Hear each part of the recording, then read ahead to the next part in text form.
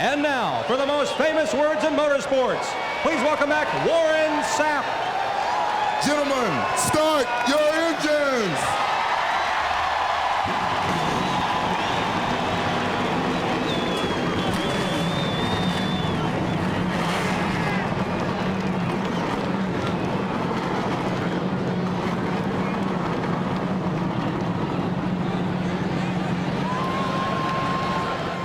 You're having a great birthday weekend, America. We celebrate it with you. The engines have fired and we're about to move 400 miles closer to the Winston Cup Championship. It's a long drive, but we have three guys that can take you for the ride better than anybody. Alan Bestwick, Wally Dallenbach, and Benny Parsons. Bill, thank you. Can't tell you how excited we are to be here at Daytona tonight and to bring you the race for the championship. BP, let's start talking teammates. How are they going to play into tonight's race, and how will tonight's race play into the championship? Well, never has working together been more important than it is today in super speedway racing. And who better to work with than a teammate? We talked to Kurt Busch about that, and Kurt said, we understand we have Kenseth, our teammate back there. We need to work with him.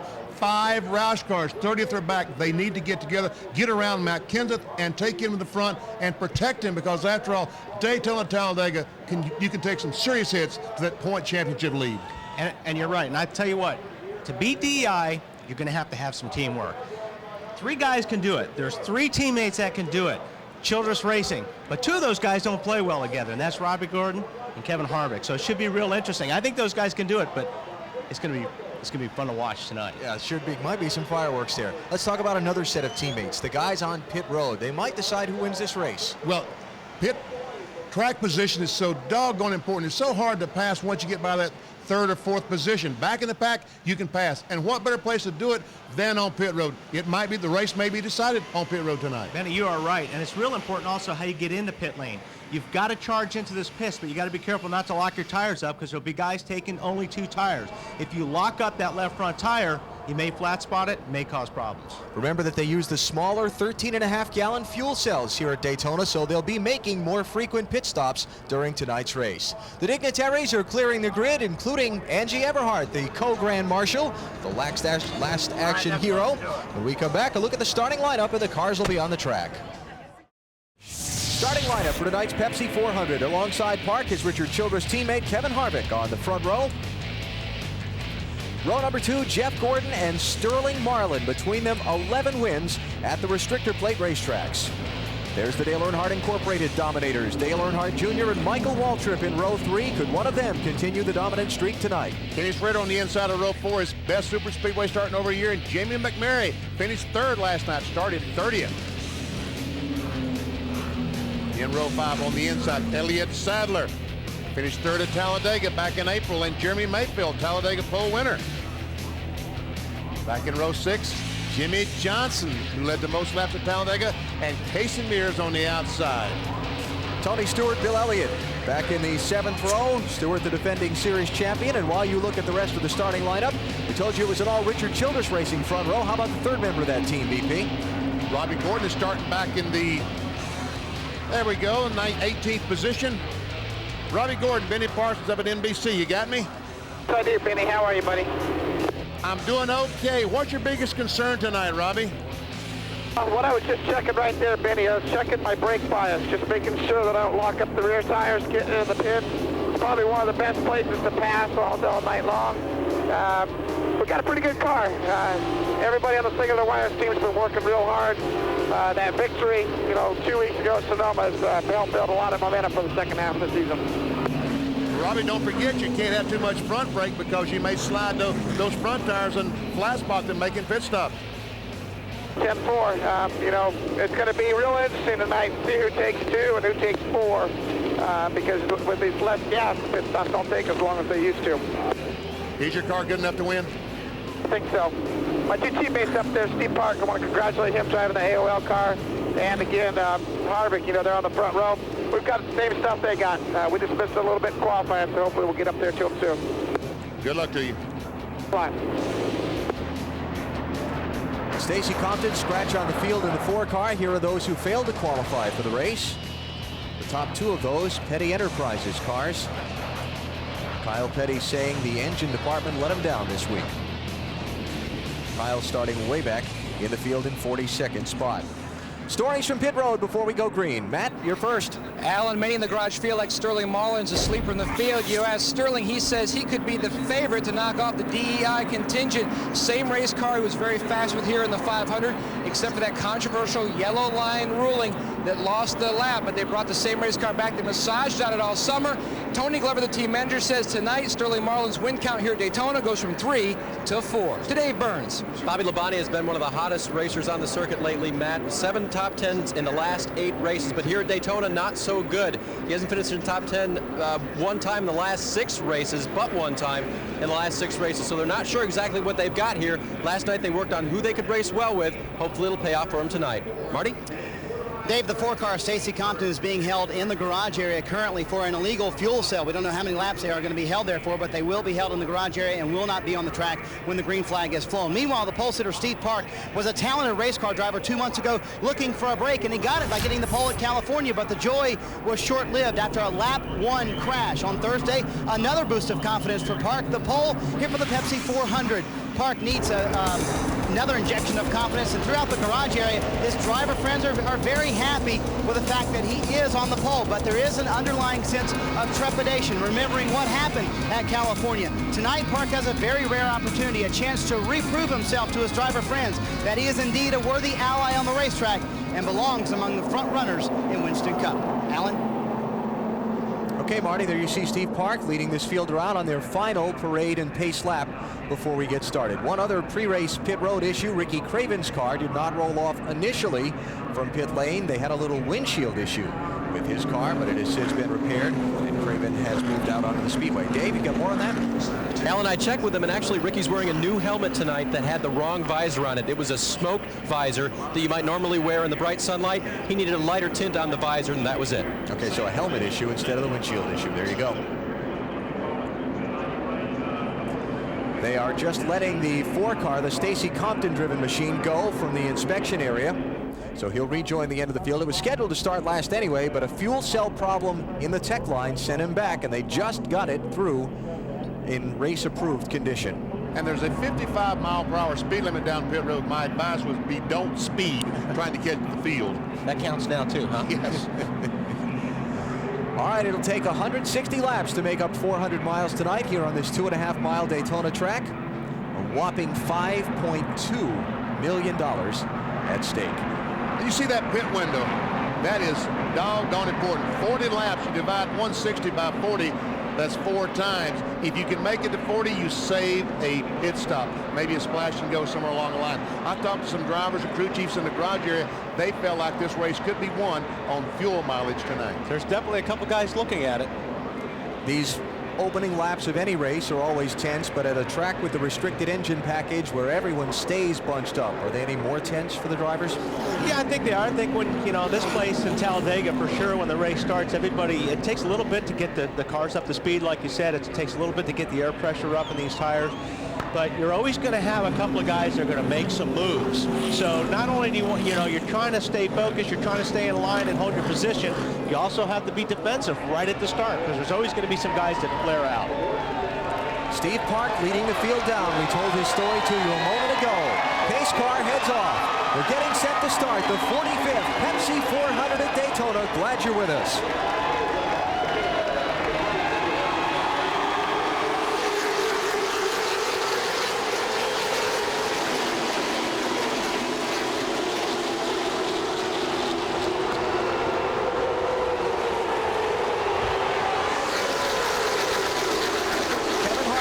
Out in front of Park. And like I said, CBP, we got guys 3 abreast already. They're already trying to go up the middle, split cars, and try their best to get to the front. Remember the yellow line on the inside of the back straightaway. That's out of bounds, that yellow line all the way around the track. These first laps might be the most dangerous, but believe me, they're the easiest to gain some positions. 3 deep. It's also probably the next couple laps the best time to be in the middle, because this is the best your tires are going to be right here. So you've got more grip than you will a little bit later, so you can run in the middle a little bit easier.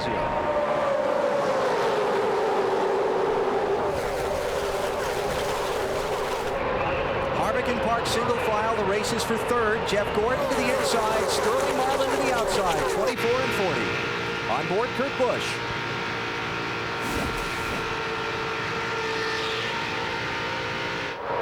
'26th place is where Kurt Busch runs in these opening laps.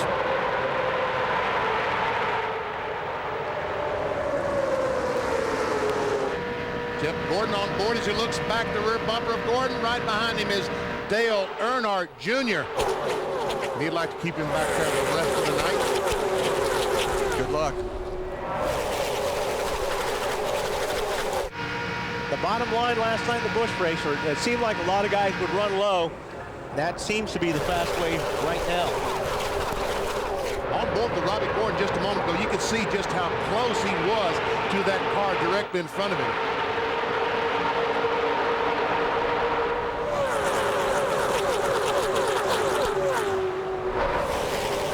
And that's when it's easy to get frustrated, right where Robbie's at. He just went from the high line down to the center. You can't go anywhere. And that's when you get frustrated, is when you've got a good race car, but you've got no place to go. And check out Kurt Busch, Benny. He started back in 31st place. Last time at the start-finish line, he was 17th. Made his way halfway through to the front. Well, he obviously found a way to go. But he did bring his teammate, Matt Kenseth. Kenseth was still back in the 20th position, 26th. Marty, 97 so far, pretty good. Awesome so far, BP, and that's exactly what they hoped for. Jimmy Finning built a brand new race car for the Daytona race here in July. Didn't like what he had in Daytona in February, didn't like what he had at Talladega, so he built a brand new car for here. This is what they were hoping for, that the car would draft well. So far, so good. Second place, Steve Park shuffled to the outside. Jeff Gordon is through, and here comes the train. Oh, man, second, third, fourth, fifth, sixth. And there's just no one to help Steve Park. Sterling Marlin is finally going to come up and give him some help on the outside, some drafting help. But after all, it's about 8th position. Yep, it's a little too late.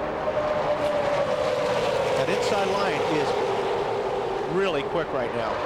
Park shuffled back to 10th from second in that half a lap. Robbie Gordon trying to work his way through. Matty's up to 13th. And he was somewhere, Alan, coming down the front stretch, and owner Richard Childress told him not to go. He said, do not get caught up in the middle tonight. Be patient, work the outside lane. That's what worked for Busch Series star Johnny Sauter in the RCR car last night, but Robbie got caught in the middle like he is right now. Well, I don't know if he's caught or not, man. He's been making that middle work for him. He's made a lot of positions up in the center, so. And there he dove to the inside. Maybe he was heeding the advice of his car owner, Richard Childress. Yeah, he'll go high here and pick up a couple cars right now. He's got a lot of momentum. Saw Mark Martin that Robbie Gordon moved out from behind. He's working with his Roush teammate Kurt Busch as they slice through traffic. But Matt Kenseth has not been able to stay right with him. Kenseth back in 21st. Busch and Martin in 13th and 15th. Now 13th and 14th as Mark's back under Robbie Gordon again.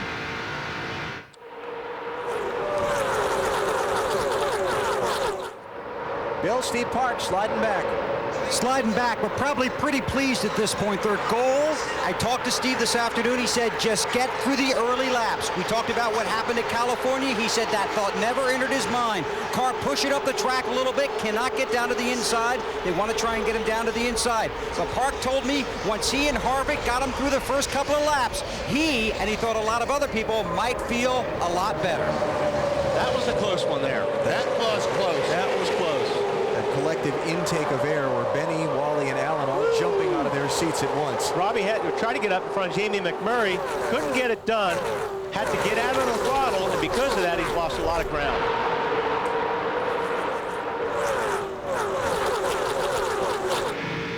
On board with the Mike Wassey Army car, and where is he, Allen? 19th.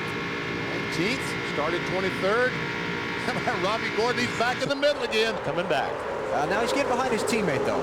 Yeah, Robbie's got a good race car. If he can get somebody to work with him right now, I think he'll take it to the front. And Steve Park is Richard Childress' teammate you're looking ahead at. A little bit of glare there off turn 4. A little bit, but it used to be terrible about 3, 4 o'clock in the afternoon, but this is fine. Ooh, pushing that yellow line. And Dale Earnhardt Jr. looking on the high side for second place around Jeff Gordon. Ken Schrader trying to go with Junior. If he can pull this off, that's going to be impressive. Not going to pull it off. No, it doesn't look that way. Elliott Sadler in that 38 car just kind of pushed Jeff Gordon by Junior. Nice run in the early laps for Elliott, started 9th. And now Junior's hung on the outside as his drafting teammate or drafting mate, Kenny Schrader, dove to the inside. Bobby Labonte passed him. Tony Stewart's up there. Bobby Labonte and Tony Stewart working nose to tail. And Junior's going to need Michael. He's looking for Michael in that mirror right now because these guys know that if they're going to beat Earnhardt and Waltrip, they got to separate it. Michael's back in 10th spot.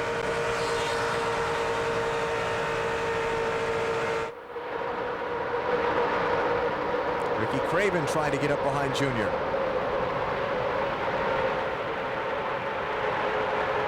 182, 183 on Dale Jr., 184. The car goes in the corner and the springs start collapsing. That's when you start picking up, you start losing some miles per hour. But not much. About 5 miles per hour, you're right, not much. Orange car you're looking at, Ricky Craven. Finish. Yeah. Go ahead. I was just talking, you look at the brake now. I don't see that light coming on. Now, you won't use the brake because you have to use it to slow the car down. What you're going to do is when you get real tight in the pack, you may have to use that brake, you know, and so you'll see that brake light come on and off when you're tapping the brake if you're in a tight bunch right there. Never backing off the throttle, just riding the brake a little bit. Now there's Michael Waltrip getting alongside Dale Earnhardt Jr. See if Junior can find a way to squeeze in line behind him. He wants to, but is Sterling going to allow it? Oh, that's tight. Or maybe in front of him. And here comes. Now, the 31 will jump out and follow that 8 car.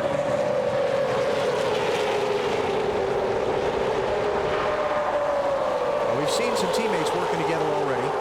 Yeah, here comes that 31 yard car. Here comes Bobby Gordon trying to help Junior out and himself. And himself, right. Junior's going to get behind Michael right there. All right, so the two guys that have dominated the races here at Daytona over the last couple of years now hooked up nose to tail. We'll see if they can make any progress. It's Independence Weekend, NASCAR on NBC. Kevin Harvick is the leader of the Pepsi 400, but it's the Dale Earnhardt Incorporated duo that is on the move. And they've gone to the outside trying to get by Tony Stewart. Couldn't do it on the inside. Candy on the outside. They have some help. Oh, the 42 car goes up the block. Jamie McMurray. That's not McMurray. Who is that? That's Jeff Gordon. Ah. Isn't it? Yeah. And Elliott Sadler in the 38. All the different. Look at this. Michael Waltrip 3 deep to the outside. Now pulls it back in behind Elliott Sadler. Bill, you got something for us from Earnhardt Jr.'s pit?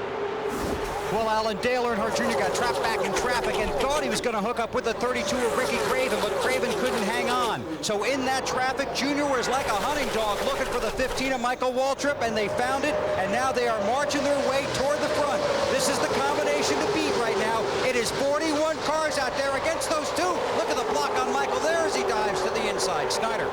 One of the goals for most of the teams was to keep those two teams apart. Obviously, they were looking for each other. Michael Waltrip had said nothing on the radio, but he told me this afternoon that the scenario he liked was Junior pushing him. He said, by myself, I can't pass Junior, but I think by ourselves, he could pass me if he wanted to. Matt, Marty, another set of teammates that were looking for each other. The Gibbs guys, Tony Stewart and Bobby Labonte. Tony kept moving around in front of Junior and Michael, trying to get the 18 of Labonte up to him. Now they've hooked up. Tony says, let's just stay in line and ride this all the way to the front.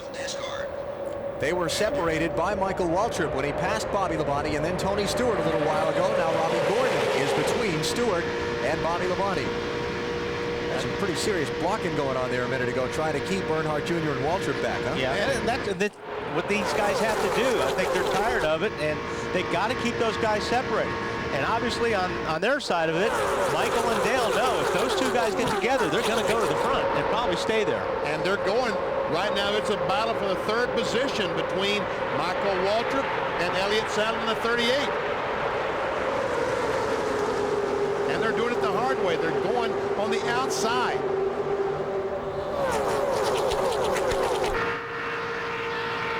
From Michael Waltrip's car. You know, in the last 10 races run using the carburetor restrictor plates here at Daytona and at Talladega, 10 races between Michael Waltrip and Dale Jr., they've won 8 of them. Jr. 5, Waltrip 3.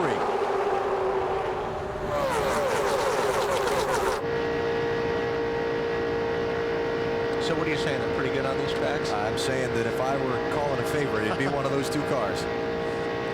Jimmy Johnson currently in second spot, looks back.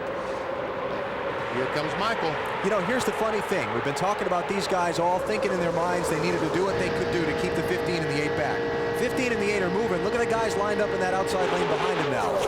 Okay, if you're going to get to the front, we're going to hitch on to that train. Oh, sure. I mean, you're going to be selfish on this deal. If you think you're going to pull up 5 or 6 positions by getting on their bumper, they're going to do it.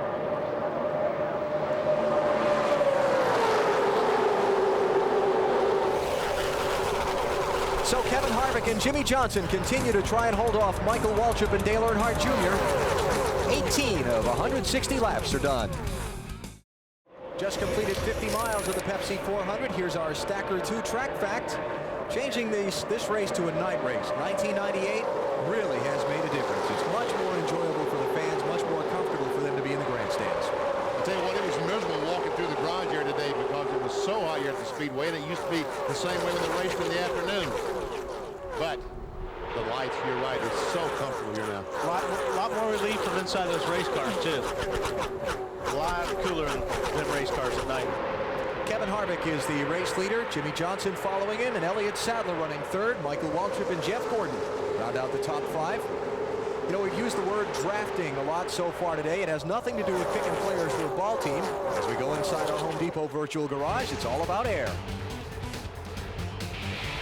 Here we go. We're going to try to show you what it's all about. Here's one car going through the air. You can see the air coming over the back of the car. Kind of drops down over the spoiler. When you get another car come up behind you, that air goes over both cars. It takes the air off the rear spoiler of the front car, and it punches a big hole, and you got more momentum. You look at the guy on the inside, he's pushing all the air, where those other 2 cars are not pushing as much, so they're going to draft on by. You get 8 or 9 of those guys in a line, you can imagine how it busts the air. Change of position in that lead group. Tony Stewart just shuffled his way around Jeff Gordon and picked up the 5th position. As you look at Kevin Harvick, who's led every lap so far.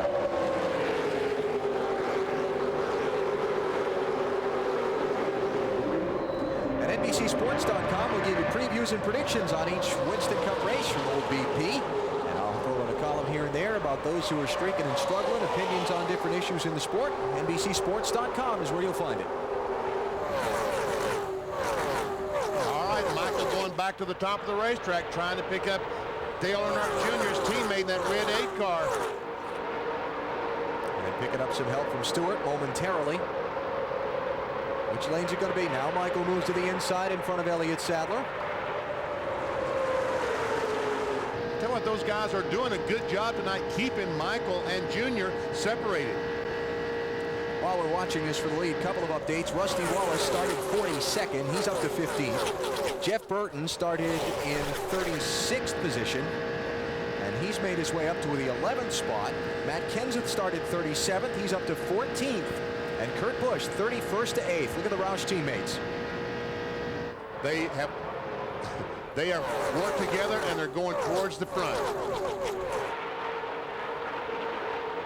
Dave, what's going on with Jimmy Johnson? Well, BP, I just checked with his crew chief, Chad Knaus, and asked him if he was concerned that Jeff wasn't running with Jimmy right now.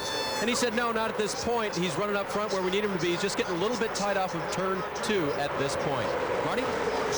Dave, Elliott Sadler's car working very well right now. We've talked about how pit strategy could play a big role in tonight's race. And when it comes to that, that is going to be to the detriment of Robert Yates Racing. The 38 and the 88 cannot go far on fuel. The most they can go is 36 laps, Bill. Dale Earnhardt Jr.'s car is tight. That's why he's having some trouble in this traffic. He's also driving with blisters on his hands. Even though he wore gloves in the Busch race last night, he still has blisters and calluses on his hand from that race. Tony Eury Jr. said that's really not a problem, but what might be, Jr. just called it on the radio, says, I think I have something on the grill that could lead to an overheating problem. We'll keep an eye on that for sure. Now, the first round of pit stops will be coming up somewhere around lap 35. Remember the 13.5-gallon fuel cells used here at Daytona. So let's take a break here. We'll come back, get set up for those ever-important visits to pit road. Kevin Harvick leads the Pepsi 400. You're watching NASCAR on NBC. The massive Daytona International Speedway. Tonight's site of the Pepsi 400. Its 45th running. Better than 160,000 on hand watching the drivers of the NASCAR Winston Cup Series. Our Wendy's race menu, it's on to the Windy City next weekend, Sunday 2:30 Eastern Time here on NBC. We continue to follow the race for the championship in Loudon, New Hampshire, Pocono, Pennsylvania, and Indianapolis for the Brickyard 400. Was that you I heard going, oh, oh, oh? Yeah. It was me going, oh, Larry Fort slid through his pit there a little bit. Coming up on green flag pit stops shortly. Kevin Harvick, the race leader. Jimmy Johnson is second, but Dale Earnhardt Jr. and Michael Waltrip and Tony Stewart have really had kind of a little tussle going for third, fourth, and fifth. And Michael Waltrip is going inside, outside, and so is Junior. They never can get hooked up right. Wally, what were you talking about a while ago? Just so you know, when I say, oh, we'll have it. And here it is. See, lock them tires up. What I was talking about earlier, too, in the nice catch. Beginning of the show, yeah. But that cost a lot of time. A one hopper to the front tire carrier. Good that we can laugh about it. Coming up to put a lap on the Stacy Compton car, the 4 machine, who's really been off the pace basically since the start of the race. You have a tech inspection problem, and you're thrashing around in the last minutes before the green just to get the car into the race. It's easy to perhaps have not everything be perfectly aligned like it should be. Especially when you get caught with doing something with a fuel cell. Yeah, okay. Take a little bit longer to get things done. Yeah. What are we going to see? 2 tires, 4 tires? What do you think? I think we're going to see 2. My guess is 2 on most of the leaders. All right, we'll see here in just a couple laps. And BP was talking about earlier how this is real important right here. These pit stops are real important. It's important if they come in under the green, this thing stays green. You're going to see a lot of guys gaining and losing a lot of time getting to pit lane. If you watch the NASCAR Cup Series last night, you saw cars running 50, 60 laps on fuel. Those cars had a 22-gallon fuel cell. The gas tanks in these cars tonight are about 13 gallons, give or take a half gallon. And so therefore, that's why these cars can only run about 35, 40 laps. And the reason for that was to break up the big packs all the time. Make the pit more often to try to break the packs up. Rusty Wallace really on the charge in the early laps. He started this race in 38th spot. Dave, he's in 8th place. Well, and he's been a little bit tight off of turn number 2. They're going to make an air pressure and wedge adjustment that when he comes in. But other than that, no complaints right now. Matt? Dave, Kevin Harvick never said a word on the radio until lap 27 when he said his car was free. His team is talking about what adjustments to make on their stop. Now that's the big question. When do they pit? They would like to pit on lap 38, maybe even stretch it to 39. The question, will they get any takers? They may have to back it up. May have to back it up to lap 37, Bill. Jeff Gordon will be in next time. He'll pit next time. Jeremy Mayfield on pit road. Got 2 right side tires. He's on his way. Robbie Loomis told me this morning they'd be one of the first cars in. Expected to be in on lap 34. Marty. The DEI cars will pit on lap 37. Bill, Michael Waltrip says he's a little bit tight, but he wants to leave the chassis alone. Very happy with it. Very frustrated they cannot hook up together and get to the front. Here comes another group of the leaders to pit road. Here's what we're talking about, locking those tires up, coming to pit lane. That's going to cost these guys a lot. A lot of them boiling the tires. Rusty Wallace is in, Jeff Gordon's in, Elliott Sadler, Ricky Craven. Bill? Well, this is the big pack right here. Jeff Gordon on pit road. His car's been a little tight. No chassis adjustment. Just enough fuel to fill that small cell. They're going to take 4 tires on this stop. Marty. Kurt Busch speeds off pit road. Pretty happy with his race car. A little bit tight. Half a pound into the right rear, Bill, trying to loosen him up, Dave.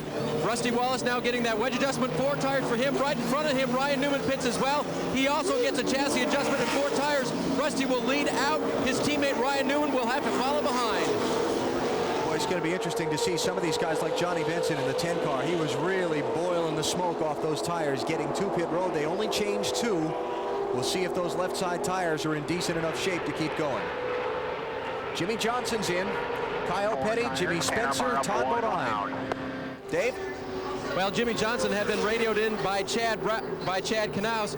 He's doing a great job. Just keep it going. The car was just a little bit tight for Jimmy, but he was still staying up there in the front. So they're going to make a 4-tire change, following suit with everybody else they were talking about 2. But now that everyone else has taken 4, they're going to do the same. Crew coming around to the left side. Windshield is clean. He is out of here. Todd Bodine coming down pit road, going off pit road with Jimmy Johnson. Obviously a 2-tire stop versus the 4. So, all right, here we come. Yep. The DEI cars of Waltrip and Junior coming in together. Remember, we talked about them smoking those front tires when they came in last night's NASCAR Busch Series race. That was a pretty smooth stop, Marty. And they warned Michael Waltrip about that. Take care of the tires. Do not flat spot them coming to pit road. This will be a 2-tire stop for the 15 team. A little bit tight. No adjustments, Bill. Chassis adjustment on the 8-2 right side tires. They warned Junior not to slide the tires. He's on his way. And the 18 Jack Manor tire carrier had to jump out of the way. Matt. BP, a 4-tire change on Sterling Marlin's Dodge. A little bit of trouble on the left front. The fuel cell's packed full. Tony Stewart's in. A slow stop for Stewart. The car has stalled. They're trying to get it refired. They're pushing the car down pit road. The car still has not fired. Tony Stewart finally pulls away as Kevin Harvick is on his way in with his teammate. The 29 is in. They wanted to try to pit with the 8 and 15. Harvick in. This should be a 2-tire change. Todd Barrier called for 2-tire change. You can hear him gutting the engine, packing the fuel cell full of fuel. To Bill. Pole sitter Steve Park on pit road. Chassis adjustment, 4 tires. His car's been tight. He's got fuel. He's on his way to Burns. Mark Martin trying to make up some time. He will take on only 2 tires and pack the fuel cell full. The race lead belongs to Ward Burton for the moment. He has not yet stopped, so he's out front. And Tony Stewart evidently ran out of fuel. They were putting gasoline in their carburetor. Dave, is that what happened? He run out of fuel? Man. Benny, he ran out of fuel, making his way to pit road. That's why you saw them trying to fire the engine in his pit stall. Wow. All right, here comes Ward Burton onto pit road. Tony Stewart's going to be about a half a lap behind the pack. 22 coasting in. 22's coasting in. He's out of fuel.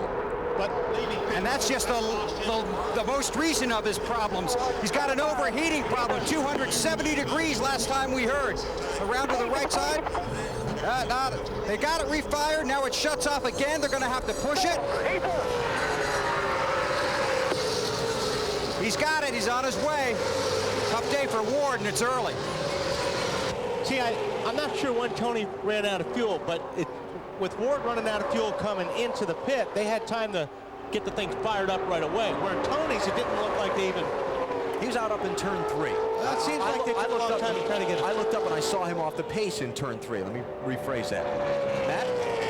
This morning when I talked to Greg Zipadelli, the crew chief, and Dave Rogers, the engineer, they had 2 different calculations from the final practice session. One, which was very good, and one, which wasn't. They didn't know which one to believe. They were looking to maybe go in between, but it bit them. So Tony Stewart is now back in 41st place. Kevin Harvick is the leader, but look who's changed positions on the pit stops. Junior and Michael Waltrip, 2nd and 3rd, the 2-tire stop. That's what they did all during the Daytona 500. That's why it was such a shock to me when those guys started pitting and changing 4 tires. Yeah, that me too, BP. I was surprised about that. Obviously, Robbie took 4 tires because he's right up there behind Michael Waltrip right now. Matt Kenseth. And Michael and Junior both took 2 tires. Junior's crew got him out ahead of Michael's. Right. 2nd place, chasing Kevin Harvick in the Pepsi 400 at Daytona. Just over 100 miles into the 45th running of the Pepsi 400 at Daytona, and just through the first set of pit stops, Kevin Harvick's team held serve, got him out ahead of Dale Earnhardt Jr., but the advantage that Harvick had, which was over 2 seconds just after the pit stops, is evaporated and maybe gone completely. Taking a look, BP. He's got a lot of help up there, too. Man, he has got it lined up. And Robbie Gordon, is he going to go on the outside or inside? Well, that's what we talked about at the beginning. These guys got to work together. Can't just make up his mind. Now Now Michael Waltrip out from behind Junior. Now Robbie Gordon's going to dive on the outside and go with Junior, along with Matt Kenseth. You're going to be inside. Okay, Junior's teammates helping Gordon's teammate. Yeah. Well, I'm sure Richard Childress is probably talking to Spotter Robbie right now saying, man, go with the 29. You know, funny dynamic between Michael and Junior. And to me, I've seen this play out already tonight. They know they've got to be in front of the other guy. They can be dedicated to pushing him to the finish all they want, but their sort of rule between them is the one that's in front is the one that's going to go, and they are fighting hard to be in front of the other guy. There's Richard Childress right there, ready to make the call if he hasn't. Here comes the call.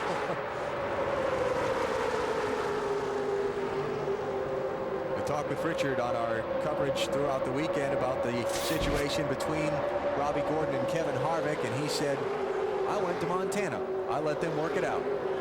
Said he went fishing. I don't know if that worked or not. All right, let's check out our singular race talk poll tonight. Has to do with the race for the championship. Who will overtake Matt Kenseth for the Winston Cup title? Jeff Gordon, Dale Earnhardt Jr., Bobby Labonte, or no one? There are the instructions on how to enter your vote. We'll give the results a little bit later on in our coverage of this Pepsi 400. Singular car with Robbie Gordon settling in line now in 6th position. Matt Kenseth, NASCAR Winston Cup Championship leader in that black number 17, started this race in 37th. He's up to 5th. Well, we saw in the Busch race last night, there's a lot of cars sliding around. And some of these guys talked about they wouldn't have a good car for qualifying. They wanted a car that stuck well because the track was going to be slick. Matt Kenseth was one of those guys. He chose to bring a car here that would be a little bit slow qualifying, but would handle well, and it looks like it's working perfectly for him. His strategy, I mean. All right, just to go back and update, the first driver that got 4 tires on the pit stops is Elliott Sadler, running in 11th now. All the top 10 got just 2 tires on their stops. Scoring serial on Matt Kenseth, a nice steady march to the front.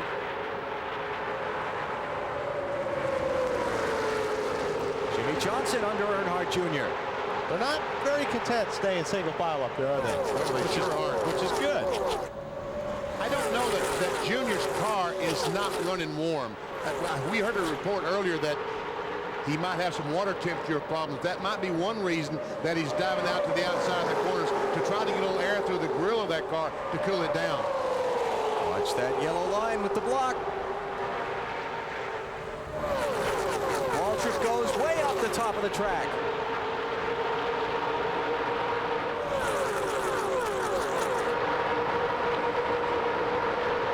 Johnson to block, Earnhardt Jr. to follow. This is great, isn't it? Good stuff. He's got the fender in there. It's for 2nd place. Oh, Jimmy, don't turn left now. He wanted to. Impossible. He really wanted to. Harvick to block. You know, after the pit stops, the field had really spread out. Look how the draft has pulled them all back together. Everybody in the back there getting lined up single file. They've closed right up on these front runners. Matt Kenseth on Jimmy Johnson. 4th place. And guess who's back in town? Robbie Gordon. He will have passed more cars when this night is over than anybody else on the racetrack. Going both directions. That's Kurt Busch right behind Robbie Gordon, the 97.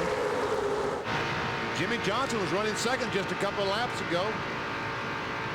Not anymore. So many guys, the teams tonight, because of the specialness of this night race at Daytona, bring out the different paint jobs. Yes, that is a different look to Kurt Busch's car than you normally see. Bill, how about Earnhardt Jr.? Just want to update that paper on the grill thing. No big issue. Not there anymore. No temperature problems. So that's not an issue with the 8 car, BP. Okay, good. Been monitoring Robbie Gordon's radio and his communication back and forth with spotter and pit crew. Heard this a minute ago. Work in bottom when it opens up like it did a while ago. You'd have been stacked there. Be smart, Robbie. Use your head. Thank you, buddy. Simple. Just see where we can work them at, you know. Voice of Richard Childress, the owner. I think it's a bit And who was first at the time when he said that? Kevin Harvick? Yeah. Yeah, exactly. The call was made. The call was made. I knew he'd make it.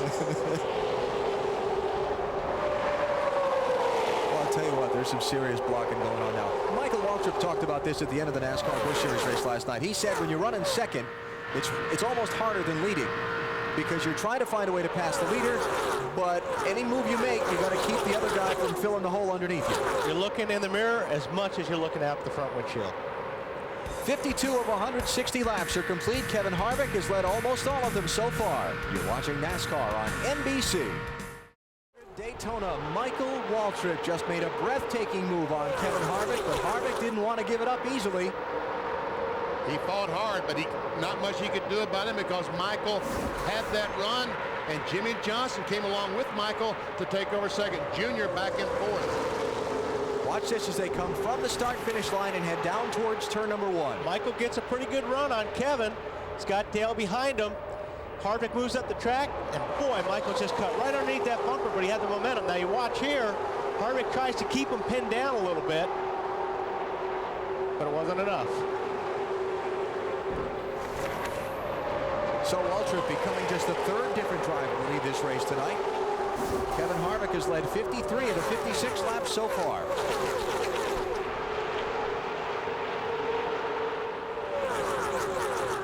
Let's take a look at our Aflac trivia question, shall we? Okay. Test your knowledge.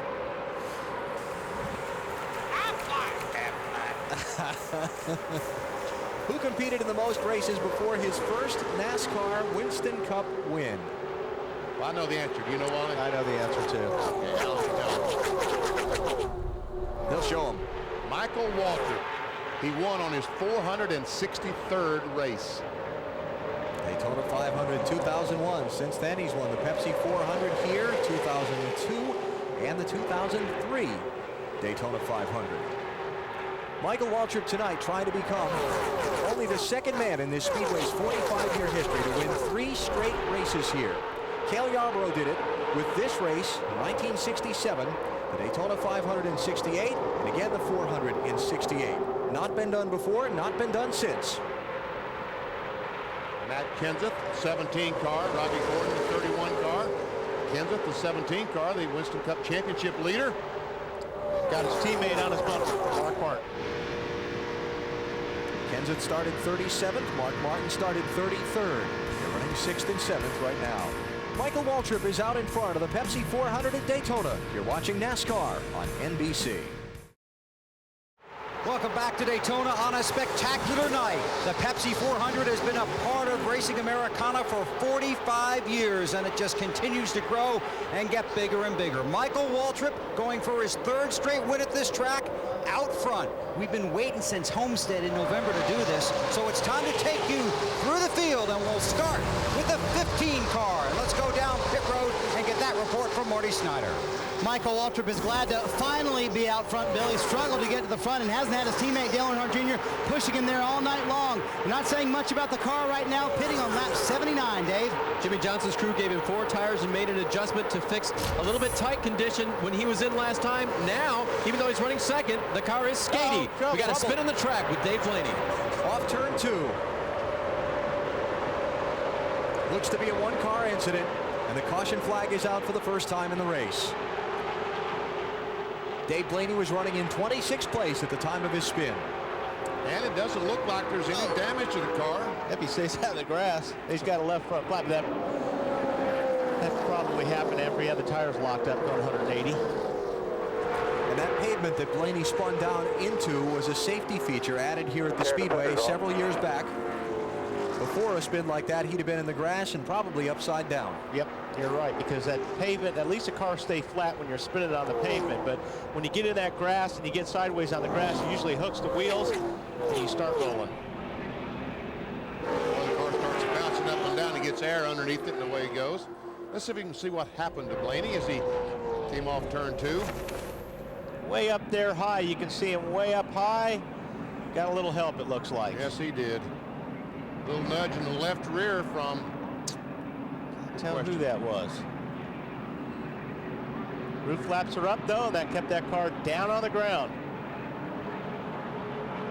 And there's the pavement we were talking about.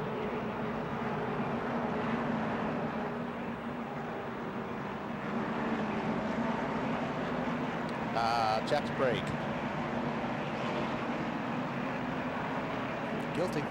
And turn 2 is a place where you find yourself pushing really hard, especially this time of the race. And if you're down on the bottom, the car will quit turning coming out there when you're close to another car. So Jack may have lost the air off in front of his car, which sent him up the racetrack into the left rear corner of Dave Blaney's car. That happened in the NASCAR Busch Series race back in February. It happened a couple of times. Now Dave trying to lift that car back around with flat tires and not do any further damage. Meantime, the pressure's all on the pit crews again. Michael Waltrip worked really hard to get the lead. Let's see if his team can hold the lead on this set of caution flag pit stops. Marty. Alan Michael Waltrip bringing his car down pit road here. Daytona 4,000 in second gear. That's a pit road speed to him. The car is in. It'll be a 4-tire stop this time. No changes, Matt. The right side tires for Kevin Harvick on the first stop. A 4-tire change this time. No adjustments as the 29 car is very good, Dave. 4-tire change for Jimmy Johnson as well. He needs an air pressure adjustment in the right front and also in the right rear. Team going to work on the left side now to complete the process. Filling full of fuel, Bill. Dale Earnhardt Jr. was on pit road. His car was tight, 1 round up on the track bar, 4 tires and fuel. Jeff Gordon also got a chassis adjustment. He said the car is just a little tight. We have to get some better track position. 4 tires, fuel, and a chassis adjustment for Jeff Gordon. Earnhardt Jr. got out ahead of Michael Waltrip, but a couple of people got out ahead of them. We'll reset the running order for you when we come back to Daytona. Watching NASCAR on NBC. Back at Daytona International Speedway under the first caution of the Pepsi 400 after Dave Blaney got tagged by Jack Sprague and spun inside off of turn 2. After the pit stops, Elliott Sadler got off pit road first. But the championship leader Matt Kenseth, he's way in the back of the pack. Had a little bit of a problem as Kenseth comes down pit road, trying to make up all the time he could on pit road. The brakes did not. Diving in here, get stopped, get stopped, get stopped. Get it stopped, get it stopped. Back him up, easy, back him up. Watch this, a camera on top of the roof. And probably the front tires locked up, didn't they, BP? Yeah, or? looks like it. Yep. And right through his pit he went. Kenseth had worked his way up to the top 5. He's now back in 28th position. Marty? And here's the view from Matt Kenseth's overhead camera. I will press the pause button here. Oh, we'll press it again. There you go. Okay, now they're going to do a remote control. There we go. And he barely missed his guys just by inches. You can see the orchestration here as Matt comes sliding through the pits. Look at those guys. They just jumped out of the way. That is coordination, I guess is what you call it. Matt came on the radio, apologized to his guys, said, I'm trying to get everything I can get. I came in there too hot. That was completely my fault, guys. So Matt Kenseth now back to 27th position. Bill? And just to update Bobby Labonte's situation, just in front of Matt Kenseth out there on the racetrack for the second time, he again got blocked in on pit road. That cost him time. Also, Mark Armstrong, the tire changer, got caught up in the wheel well when Bobby took off, but he's okay. He's going to hang in there and continue changing tires. Matt, how about an update on the 40? Sterling Marlin made a second stop, damaged the left front fender. The team used a hammer and beat it out, sent Sterling out so he wouldn't lose a lap, came back in, did some more repair work. He should be okay, but remember, this is restrictor plate racing. The bodies, the fabricators, they make these like it's an art form and it's artwork, and their artwork was damaged a little bit, but Sterling should be okay. Getting set for the restart now. Elliott Sadler is the leader. We're following up. Believe he got 2 tires on his stop. We'll confirm that for you in a minute. Kevin Harvick is second, Jimmy Johnson third, followed by Earnhardt Jr. and Michael Waltrip. There you see is the restart line, the white line. They just waved off the restart, BP. Just throw that in there. Let's take a break. We'll set the restart up when we come back. How about that? Elliott Sadler's now the leader of the Pepsi 400. Back under green in the Pepsi 400. Elliott Sadler, the leader, did in fact just get 2 tires on this stop. The people chasing him got 4. And here come Jimmy Johnson and Kevin Harvick. And look at Harvick just drive to the outside, try to drive to the outside of Jimmy Johnson. Didn't quite work. No help. No help, BP. He doesn't have anybody with him yet.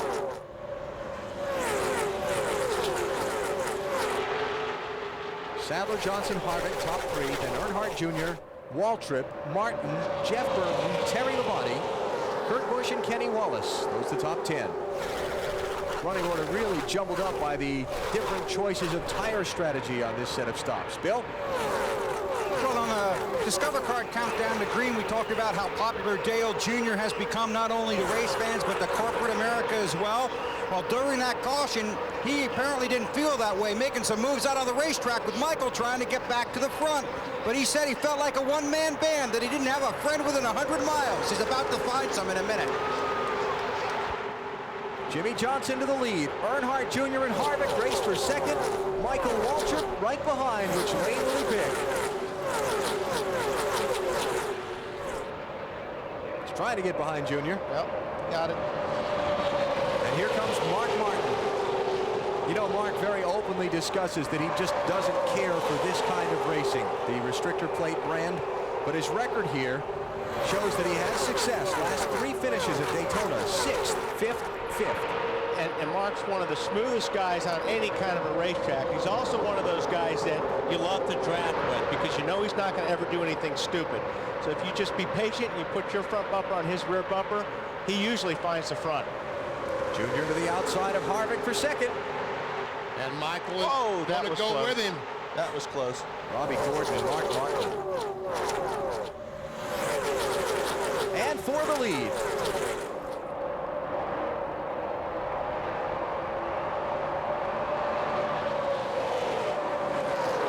Well, Junior has Johnson cleared, but is he going to stay out there and wait for Michael, or is he going to go down the inside? I think he's going to be in the middle. I think he's going to, he's going to take the middle. He's trying to wait. Harvick's going to get in behind Michael. Jimmy, got bad news for you. See ya. Yeah. Robbie Gordon, Kurt Busch. Uh-oh. Watch that yellow line. That was close. That was real close. Yikes. Johnson goes up the racetrack, right almost into Mark Martin. And here's Harvick trying to go on the outside of Michael. Oh, whoa, who's that shot out of traffic? Down below the line, Steve Park and Jimmy Johnson.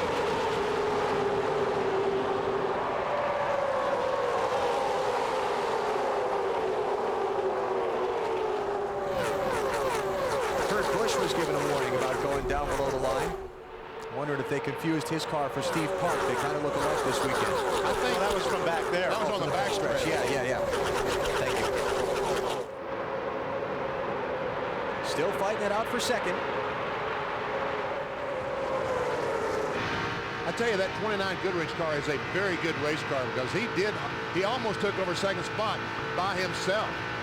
Yeah, I agree, BP. And that there again, I think if 31 ever gets with Kevin, those guys will be, and there you go.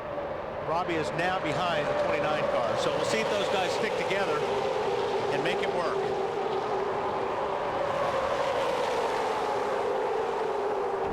All right, let's go back and look at some of this wildness a moment ago off turn 4. Robbie went up the racetrack. Oh, my goodness. Did you see? Oh, my goodness. 3 or 4 cars completely sideways. Trouble off turn 2. Is this the big wreck? Sure is. Robbie Gordon, Steve Park. See Ricky Craven. Is that Kurt Busch?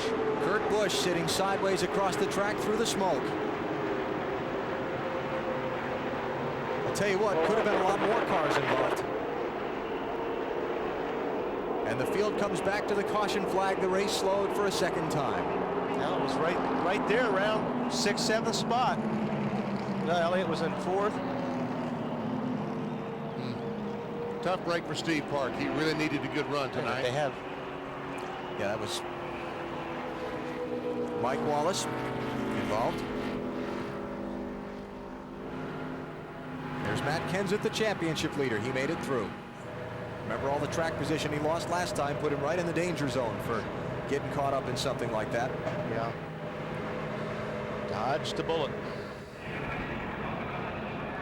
Got to be lucky to win one of those championships. Yes, you do. I'll tell you.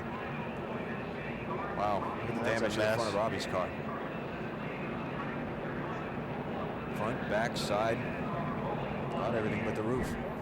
Yeah, let's see what we got here. Uh-oh, we got somebody spinning down there. Steve, right in front of Robbie. Is that Steve? No. That's Kurt Busch. And look at that. I mean, these guys can't even see where they're going. Oh, that's a hard shot. Guys got caught up in that deal, and a lot of it just, there's nowhere to go. Look at Terry Labonte come through, right through the smoke. Biffle goes between two cars. Poor Steve Park.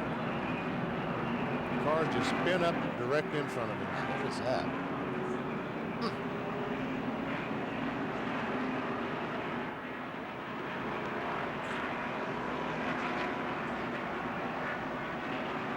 He just lost it. Boy. And he didn't have a car close enough to really get the air off the spoiler, so it wasn't that. I'll be really interested to hear from Kurt when he comes back from the medical center, because that was unusual. And Robbie Gordon, no place to go. He's got his load as best he can, but and he gets hit. Gets hit from Mike Wallace in behind. Now, we saw a little bit of this last night in the Busch race. We had some guys that cut their tires, and tires went down, and we saw some spin-outs like that. But fortunately, last night, they didn't collect 10 or 12 cars.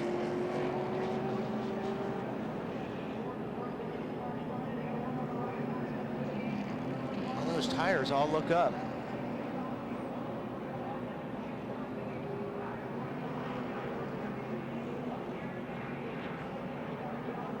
We'll go on board with the singular car, Robbie Gordon. Listen and watch. Clear low, clear low, clear low, inside out. Left and right right here. Yes, he did. That was Tim Overby, the spotter for Robbie Gordon. And it's easy, you know. You say, why didn't he go low? Well, you get down on that apron like that, you're going to tear your car up. At 180 something miles an hour, you can't just hang that left turn necessarily. Right, so he figured he'd stay there and hopefully that car would disappear in front of him. What's going on down there, Marty? Can they tell us what happened with the 97 car? Wally Kurt came on the radio right after the spin finished happening and said the right rear went down on me. I had no control of the race car. The right rear tire is sitting in the back of Kurt Busch's pits. It is completely destroyed beyond recognition, so we'll never be able to know if there was a cut or what happened, but Kurt said it was the right rear just went down on him and he lost control of the car. Let's take a ride on board through this with Kurt Busch. Well, let's see if we can. Boy, when they go that fast, when they spin that fast, normally it is a tire going down. What do you think, BP?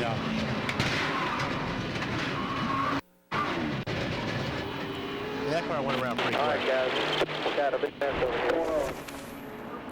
See Kurt's back on the track as he's been through pit road once already, but obviously Jimmy Fennig and the crew got some more work to do before they can get him. Probably get down on that apron and move the fender on top of the tire. Let's go back and check out that replay one more time and start a little earlier. See if we can hear a tire going down. Yeah. You can hear the tire going flat.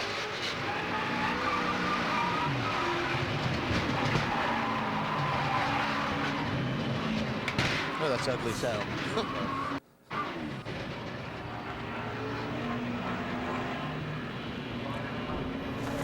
Thank goodness for replays, huh?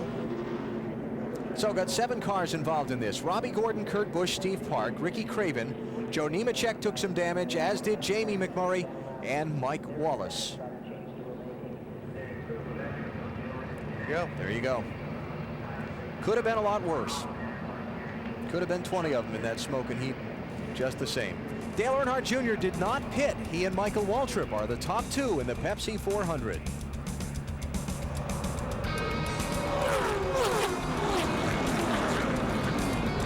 That's why we're under caution. We'll be right back. At Daytona International Speedway, the Pepsi 400 under caution for a second time for a 7-car wreck off turn 2. This is on board with Jimmy Johnson. 3 wide, bud. 3 wide. All right, buddy. It's going to be one to go when you get around here. If you want to swing them off. 2 wide. 1 to go. Stay in front of you. Go low, buddy. Go low. Come on. Oh, yes. You're the man, buddy. Yeah. That is awesome, Jimmy. Caution is out. Come on, baby. Chris Osborne, a spotter. What a great job he did. And I'll tell you what, all that pavement down there you're talking about earlier, Alan, I think there would have been a lot more cars in that wreck if it was grass. Watch all these guys drive way down on all that asphalt. You couldn't have done that if that was grass. I mean, Jimmy Spencer just drove out of the picture going down on that pavement. Dave Burns. Well, Alan, the only concern then for Jimmy Johnson, well, actually, there were 2 concerns. One is he drove down in the apron, as you saw, dramatically, and he wondered if he ruined the front end of the car. They looked at it with binoculars from up above. They reasoned no, and so they stayed on the track. He also downshifted and thought he might have over-revved it, but they believed that the limiting chip would have caught that and kept the car from over-revving. Hey, old SpongeBob's been getting some rides the last couple of days. Yeah. Let's check our NASCAR Busch Series update. They ran 250 miles here at Daytona last night. Dale Earnhardt Jr. led every one of them en route to the victory. Dominating performance. Championship standings are thrilling. 2 points. Scott Riggs to David Green. 84 to 5th place. Busch Series racing at Chicagoland Speedway Saturday, NBC 2:30 Eastern. NASCAR Craftsman Truck Series ran at Kansas City this afternoon. Congratulations to John Wood. Next generation of the famed Wood Brothers team, his first series win. The Roush Fords sweeping the top 2 spots. Their championship race just as great. Travis Quapple takes over 6 points over the previous leader, Brendan Gaughan.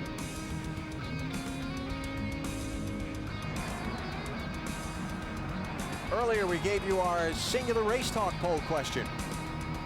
Your votes have been tabulated. Who will overtake Matt Kenseth in the championship race? It seems like folks are figuring on Dale Jr. About 53%. How about Dale Jr., Bill? Well, stayed out there, as you mentioned, Alan, and the reason is they simply are not in their fuel window. They needed 4 more laps to get there. The fuel they have in that tank will get them to about lap 108. We'll see what happens between now and then. All right, coming to the restart. There's our virtual restart line. The restart rule, the big white block, is that the leader should restart the race in the vicinity of that area of the racetrack. And any leader who doesn't so would be subject to be black flagged by NASCAR. While they get up to speed, let's update you on a couple things. Several of the front runners did not pit under this caution. You heard Bill reporting on Dale Jr., Michael Waltrip, Elliott Sadler, Kevin Harvick, Mark Martin did not pit under the caution flag. Several did, including Jeff Burton. He's in 9th place. He heads the guys who stopped. That's where they'll take this restart. A number of cars came in and topped off the fuel on the 1-to-go signal. Terry Labonte, Greg Biffle, Ricky Rudd, Ward Burton, Ken Schrader, Kyle Petty. Kurt Busch has been in several times, as you can expect, for repairs. So that's the pit strategy situation. Matt, what's going on with the 29 car? Benny, a lot of debate under that caution for Kevin Harvick. They were doing the math. They needed 1 more lap under the caution, and they would have been able to make it on 1 more stop. Kevin wanted to chance it. Todd Berrier said, Kevin, a lap is still a lap. We'll never make that up. Bill? Jeff Gordon didn't care about fuel mileage. He thought he might have left front damage, so he came down pit road, got 4 tires and fuel. Robbie Loomis, his crew chief, said the car is fine. That's showing that they might have some Daytona luck going for the 24 tonight. A little draft going with Rusty Wallace there. Yeah, he had Rusty had a pretty good run going. I think Jeff saw that and dove down and got the push. Pretty good push, too. Great push, and I can't believe Kenseth just drove up on the outside of Dale Jarrett up in turn 3. That's the black car on the outside of the UPS car. Now he's got some help from the 12 of Ryan Newman. Hard to believe Ryan Newman's still running. We're halfway. He's had terrible luck at the super speedways this year here in Talladega. Yeah, remember he got upside down here during the Daytona 500 at Talladega. Was involved in that nasty wreck early. Michael Waltrip told me in the garage area early today that he felt like fuel mileage might decide the winner. And guess what? If this thing goes green flag the rest of the way, it will decide the winner. And it will be none of these guys you're seeing on the camera right now. Those guys that came in right there and topped off. That's right. Speaking of Michael Waltrip, we intercepted this from his radio transmission a minute ago. When it comes down to it, Mike, do you care who's behind you? Yeah, I care a little bit about everything. Only thing is, in order to pass somebody, if you lay back to get help, they just pass you. So the only person that's ever pushed me around anybody is Jigger, because he's my teammate. And I've pushed him to this lead, so if I get ahead of him, I don't think they can beat me, and we'll just have to see what happens. Well, I think with Kevin Harvick back here, he's not going to sit and ride and wait. No. You know, he wants to get to the front. He knows he's got to get to the front. So I think the first opportunity he sees, he's going to try to make a move, and hopefully he'll have, well, there he goes. There you go. Harvick to the top. Who's going with him? He's got to have some help. I'm surprised that Elliott or some of these guys aren't going with that 29 car. Elliott Sadler, Jimmy Johnson, all choosing to stay tucked up behind Michael Waltrip. Everyone is choosing the DEI car to hang with. I don't understand that. Marty, you got Robbie. I have found Robbie Gordon. What was your perspective on what happened, Robbie? Kind of restrictor-plate racing, you know. Kurt lost it in front of me. I had it saved. You know, not that I ever got loose or anything. I just kind of was slowing down with him, and someone creamed me from the back. So that's what I hate about these places. You know, you can kind of be a victim of circumstance at times. We were just riding around. We're going to lose a lot of points. It's going to be a disappointing week for us. Did you see a tire go down on Kurt's car? No, I didn't see a tire go down. I just saw him get on the apron. There was nothing shredding at that point, but is that what happened? That's what he said, yes. That or he drove on the apron, one of the two. All right, see you in Chicago. Bye. Robbie Gordon out of this Pepsi 400. Boy, they just hung out Kevin Harvick. Boy, they did. How about a little 3-wide for you? That's good. And there's Jeff Burton in the 99 car. He stopped. I think he can make it the rest of the way. On to one more pit stop. Yep, one more stop. Well, the leaders are going to have to stop twice. Burton has lost some ground since the last restart, BP. About 6 positions.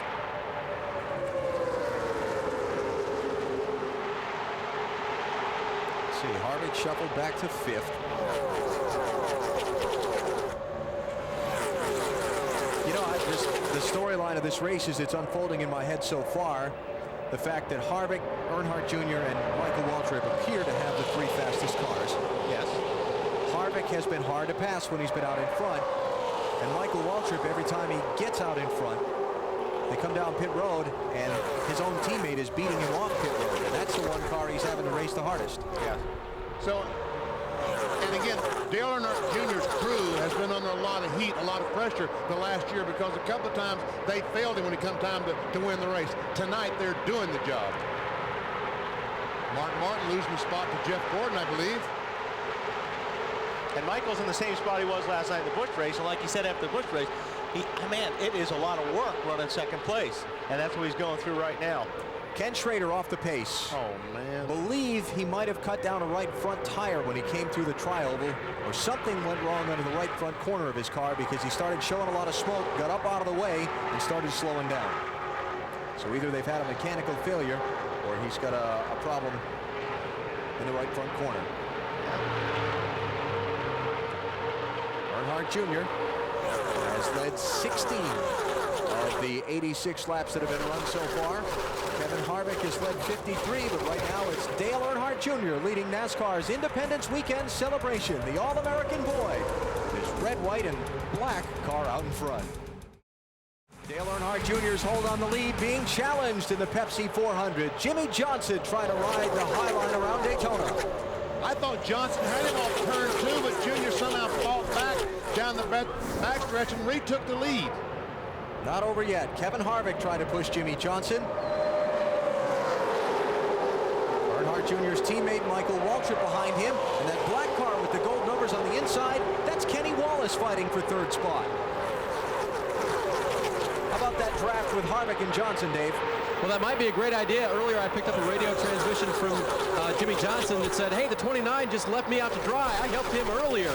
And just a few moments ago, they were talking about hooking up to Jimmy Johnson with the 29 car, and they said to him, Jimmy, you just got to believe he'll go with you. Matt? Dave, the reason he hung him out back at the Daytona 500 and then again at Talladega, Kevin Harvick tried doing a deal with Jimmy Johnson. Johnson said he'd go with him, and then he hung him out.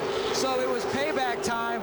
Now Kevin Harvick is trying to get somebody, himself or Johnson, in between the 8 and 15. They feel like that's the only way you can beat the DEI guys is to get between them. That's the strategy now.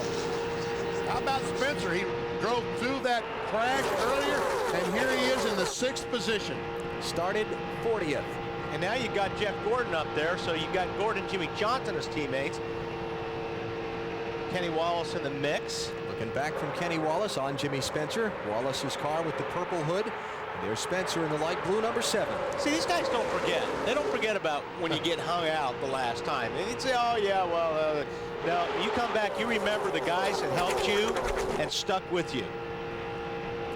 Remember the guys that hang out. What I find fascinating about you drivers is you can just about remember every lap of every race you've ever run and what happened in it. You sure can remember when somebody hangs you out to dry, especially after you've helped them.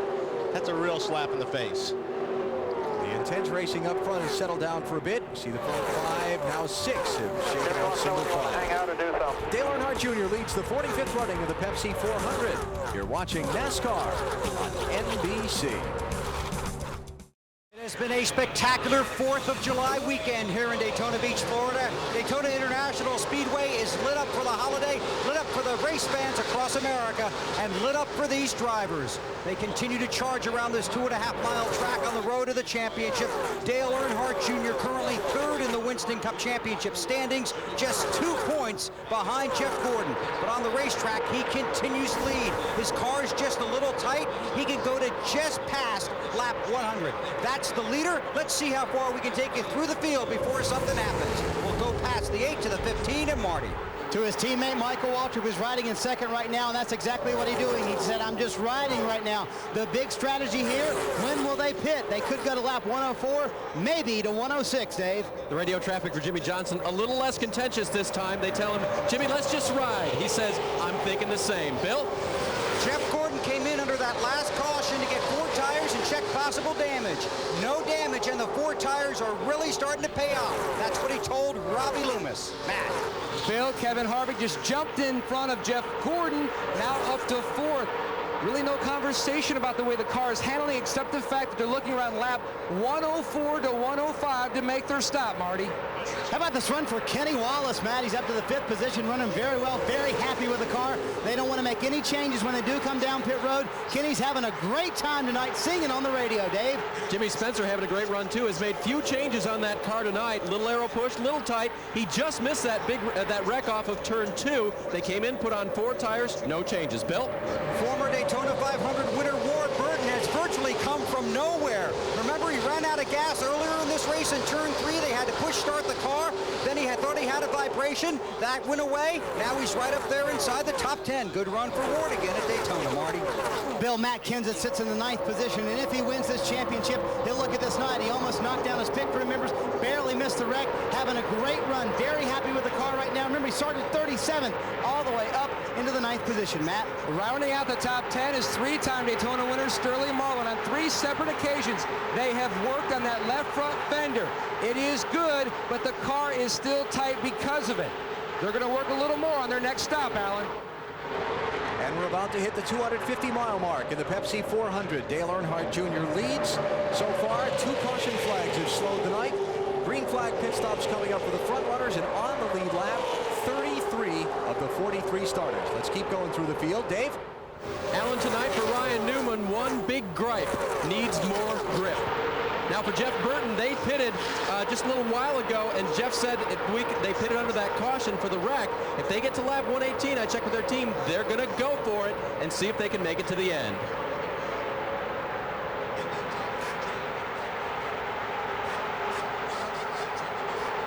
Mark Martin, his teammate as well, running behind him. We talked earlier about the fact that this isn't one of Mark's favorite things to do, running restrictor plates. Well, he's been doing a pretty darn good job tonight. He stayed out the last time because he had only 5 laps on his tires. He had pitted just moments earlier. Matt? Bill Elliott just climbed up into the 14th position. They're looking and thinking about using the bottom lane. His chassis has been better since they've been working at it all night. It's been tight. He's just trying to find the fast way around to pick up a 5th win, Bill. Nice solid run for Bobby Labonte. Good to see him running toward the front of the field. A lot of times he runs in the back of the pack of these restrictor plate races for the first half or 3/4 and tries to move himself forward. His renewed confidence, the way the team's running, and Michael McSwain, his crew chief, have him running up front. Upstairs. Hey, what? That 18 slicing and dicing right now. Man, he just blew right by Mark Martin. And let's check out the front of the pack. A little shuffling going on. Earnhardt Jr. hanging on to the top spot, but behind him, well, here they come to pit road. Leaders coming in. And Junior smoking those tires. Jimmy Johnson beat him to pit lane. Michael Waltrip, Ryan Newman, Tony Stewart, Elliott Sadler, all pitting. Marty. I just asked Slugger Labby, why are you coming in 2 laps early? He said our strategy is not working out. Our fuel mileage advantage is not going to pay off tonight, Bill. Junior couldn't believe he had to come in right now, but that was the opening of their window. They got to lap 104. Dave. SpongeBob is in with Jimmy Johnson. 4 tires for him. No changes to the car this time. A little slow on the left rear, and now he's out of here. Oh, man. He may lose the captain partner on that deal, although he's got Ryan right there. Ryan and Jimmy got 4 tires. The other guys, the other 4 in front of them, got 2. Kevin Harvick took over the lead when Earnhardt Jr. stopped. Now Harvick is on pit road, and he's by himself. Well, he's got 1 coming in behind him. It's Jeff Green. But I don't think they're close enough to pick up a draft off each other when they lead the pits. Matt? And they lost their drafting partner, Robbie Gordon, in that crash. 2 tire change this stop. No adjustments for Kevin Harvick. Trying to pick up his first restrictor plate win. They pack the fuel cell full. He nods it's full, and Harvick's down and away. See, normally the signal for these drivers to leave the pit area is when the drag jack drops, but now they're getting the car down, and the crew chief is telling them on the radio when to go. Right. That way he's able to rev the engine up and get the car really moving fast. And they drop the car and finish fueling too as well. That helps put more fuel in the car. Jeff Gordon heading for pit road. Kenny Wallace will come in. Ward Burton takes over the lead as we follow Gordon to the attention of his crew. Bill?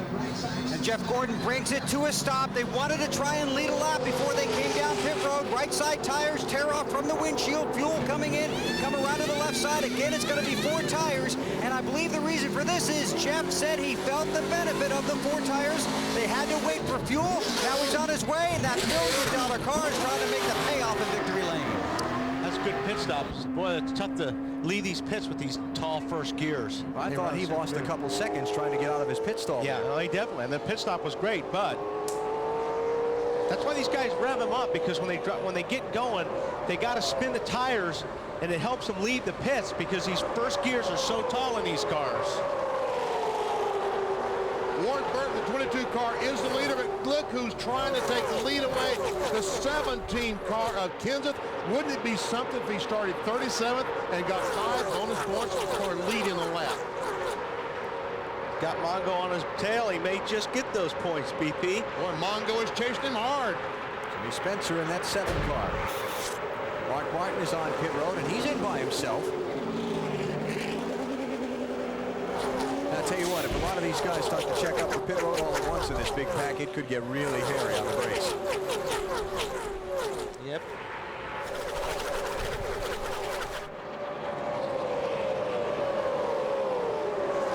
So he's got the 5 bonus points. There you go. If you're not familiar with how the NASCAR Winston Cup Championship works, if you lead a lap in the race, you collect 5 bonus points towards the championship. If you lead the most laps in the race, you collect another 5 bonus points. Marty? And remember, Alan, they pitted a little bit later than most of the other teams did. They pitted on lap 75. They can actually go as far as lap 117. The problem is he's worked great tonight with Ward Burton. They've come up through the field together. Ward can only go to 116 to look for those 2 cars to come to pit road about the same time. Well, that's the problem. That leaves 44 to go. That's right. Too many. I don't know if they can run that many laps. Beginning to close up on some of the cars who just made pit stops and are trying to come back up to speed. Jimmy Johnson, Ryan Newman, and Jeff Gordon. So Gordon right now on the tail end of the lead lap. Matt Kenseth right behind him.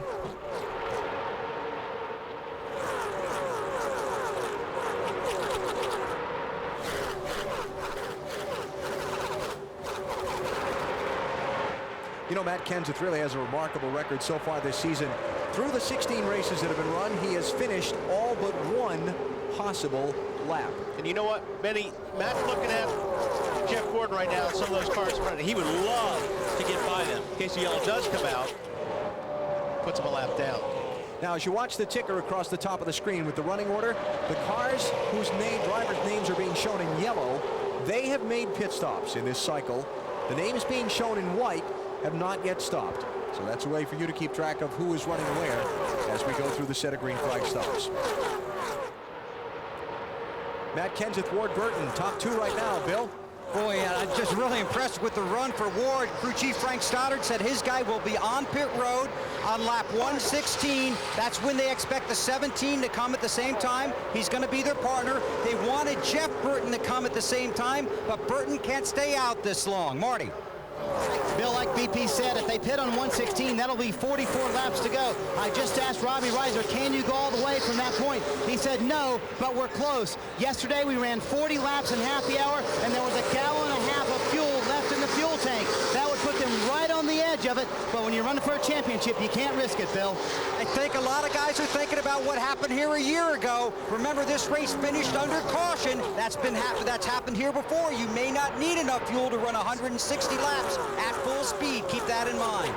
Remember that Ward Burton and Matt Kenseth both pitted at lap 75. That's 11 laps later than the cars who've already been in. Michael Waltrip and Dale Earnhardt Jr. and so forth. So that's the pad that's allowing them to stay out on the track.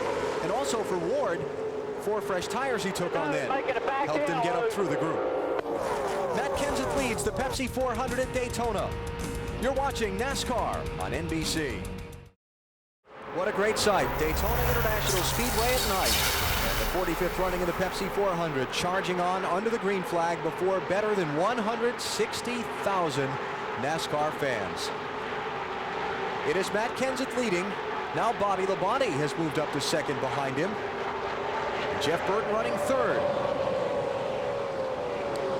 Shuffling up the running order just a bit here as we close in on a set of pit stops for these drivers. You've got Ward Burton back to fourth, Terry Labonte fifth, then Greg Biffle, Buckshot Jones, Ricky Rudd, Jimmy Spencer, and Kyle Petty. And now Jimmy Spencer is on pit road as Labonte chases Kenseth. Dave Burns, let's cover Jimmy Spencer's stop. 2 tires and no changes, Alan, for him. The admonition coming down pit road, pump your brakes, make sure they work. They did. They also said when the jack drops, you go. They're trying to get a little bit more fuel in there, though, see how far they can go, and he's gone. 46 to go is probably asking a little too much. Can't do it. Just to make sure, I don't want to lead unless he has to, okay? So I didn't need a legal lap, but he's going to be on the same lap. I'll come in this time for you, Eric. I'll come this time for sure. Sounds like Matt's coming in. Trying to get the 99, it sounded like, to lead a lap. He's got to get by Bobby first. Bobby's one of his rivals for the championship. Bobby is fourth in the standings coming in, whereas Jeff Burton is 16th. Might not be worth giving Jeff 5 points if Bobby gets him. All right, here are the guys who stopped already, the previous leaders. Dale Earnhardt Jr. and Kevin Harvick and Michael Waltrip have got back together in the draft. And you see how far they are behind Matt Kenseth after the pit stops. Almost a lap. And Kenseth peeling off from turn 4 and heading for pit road. 44 to go. Man, I don't know. They're going to try. What do you think, Marty? Well, Wally, Robbie Reiser told me that earlier today that a win or a top 10 tonight would be just like a win for these guys. It's going to be 2 tires and no change for Matt Kenseth. They're very happy with the car, Bill. It's 2 right side tires for Ward Burton as well. Waiting on fuel. The 17 goes. The the 22 follows them. The plan was to pit together. What do you think, BP? Do you go? You're in the lead for the championship. No, you can't gamble. You cannot gamble running out of fuel. Too many cars will end up getting by you. But Jeff Burton now is the guy that might gamble and try to make it. We got 28 cars on the lead lap. All right, here comes Burton. You run out of fuel here at Daytona, you may not coast all the way back around, and if you do, you're going to lose a lot. But if you got to stop, how many are you going to lose anyway? Depending on how many of these other guys got to stop. Well, there's a bunch of them right now, right? Yeah. Junior and Michael Waltrip and Kevin Harvick, all those guys are going to have to stop.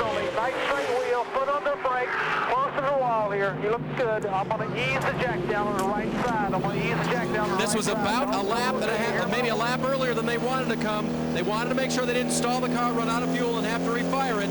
But they said they're going to go for it, so we'll see. Packing it and holding it, getting all the fuel in there they can. And now he leaves 2 right side tires as well. Bobby Labonte's now the leader after Jeff Burton's pit stop. You're right, Benny. You know they're going to go for it. Yeah, they got to go for it. And they've got nothing to lose at all. But Bobby Labonte is still out there, and he had to be another car that stopped on lap 75. That's right. And he's still out there. Let me go check my notes. Alan's doing math. No, I'm not doing math. I just want to check when he stopped. Check lap 75. That's what I'm looking at. I don't see the number. Looking for the 18 here.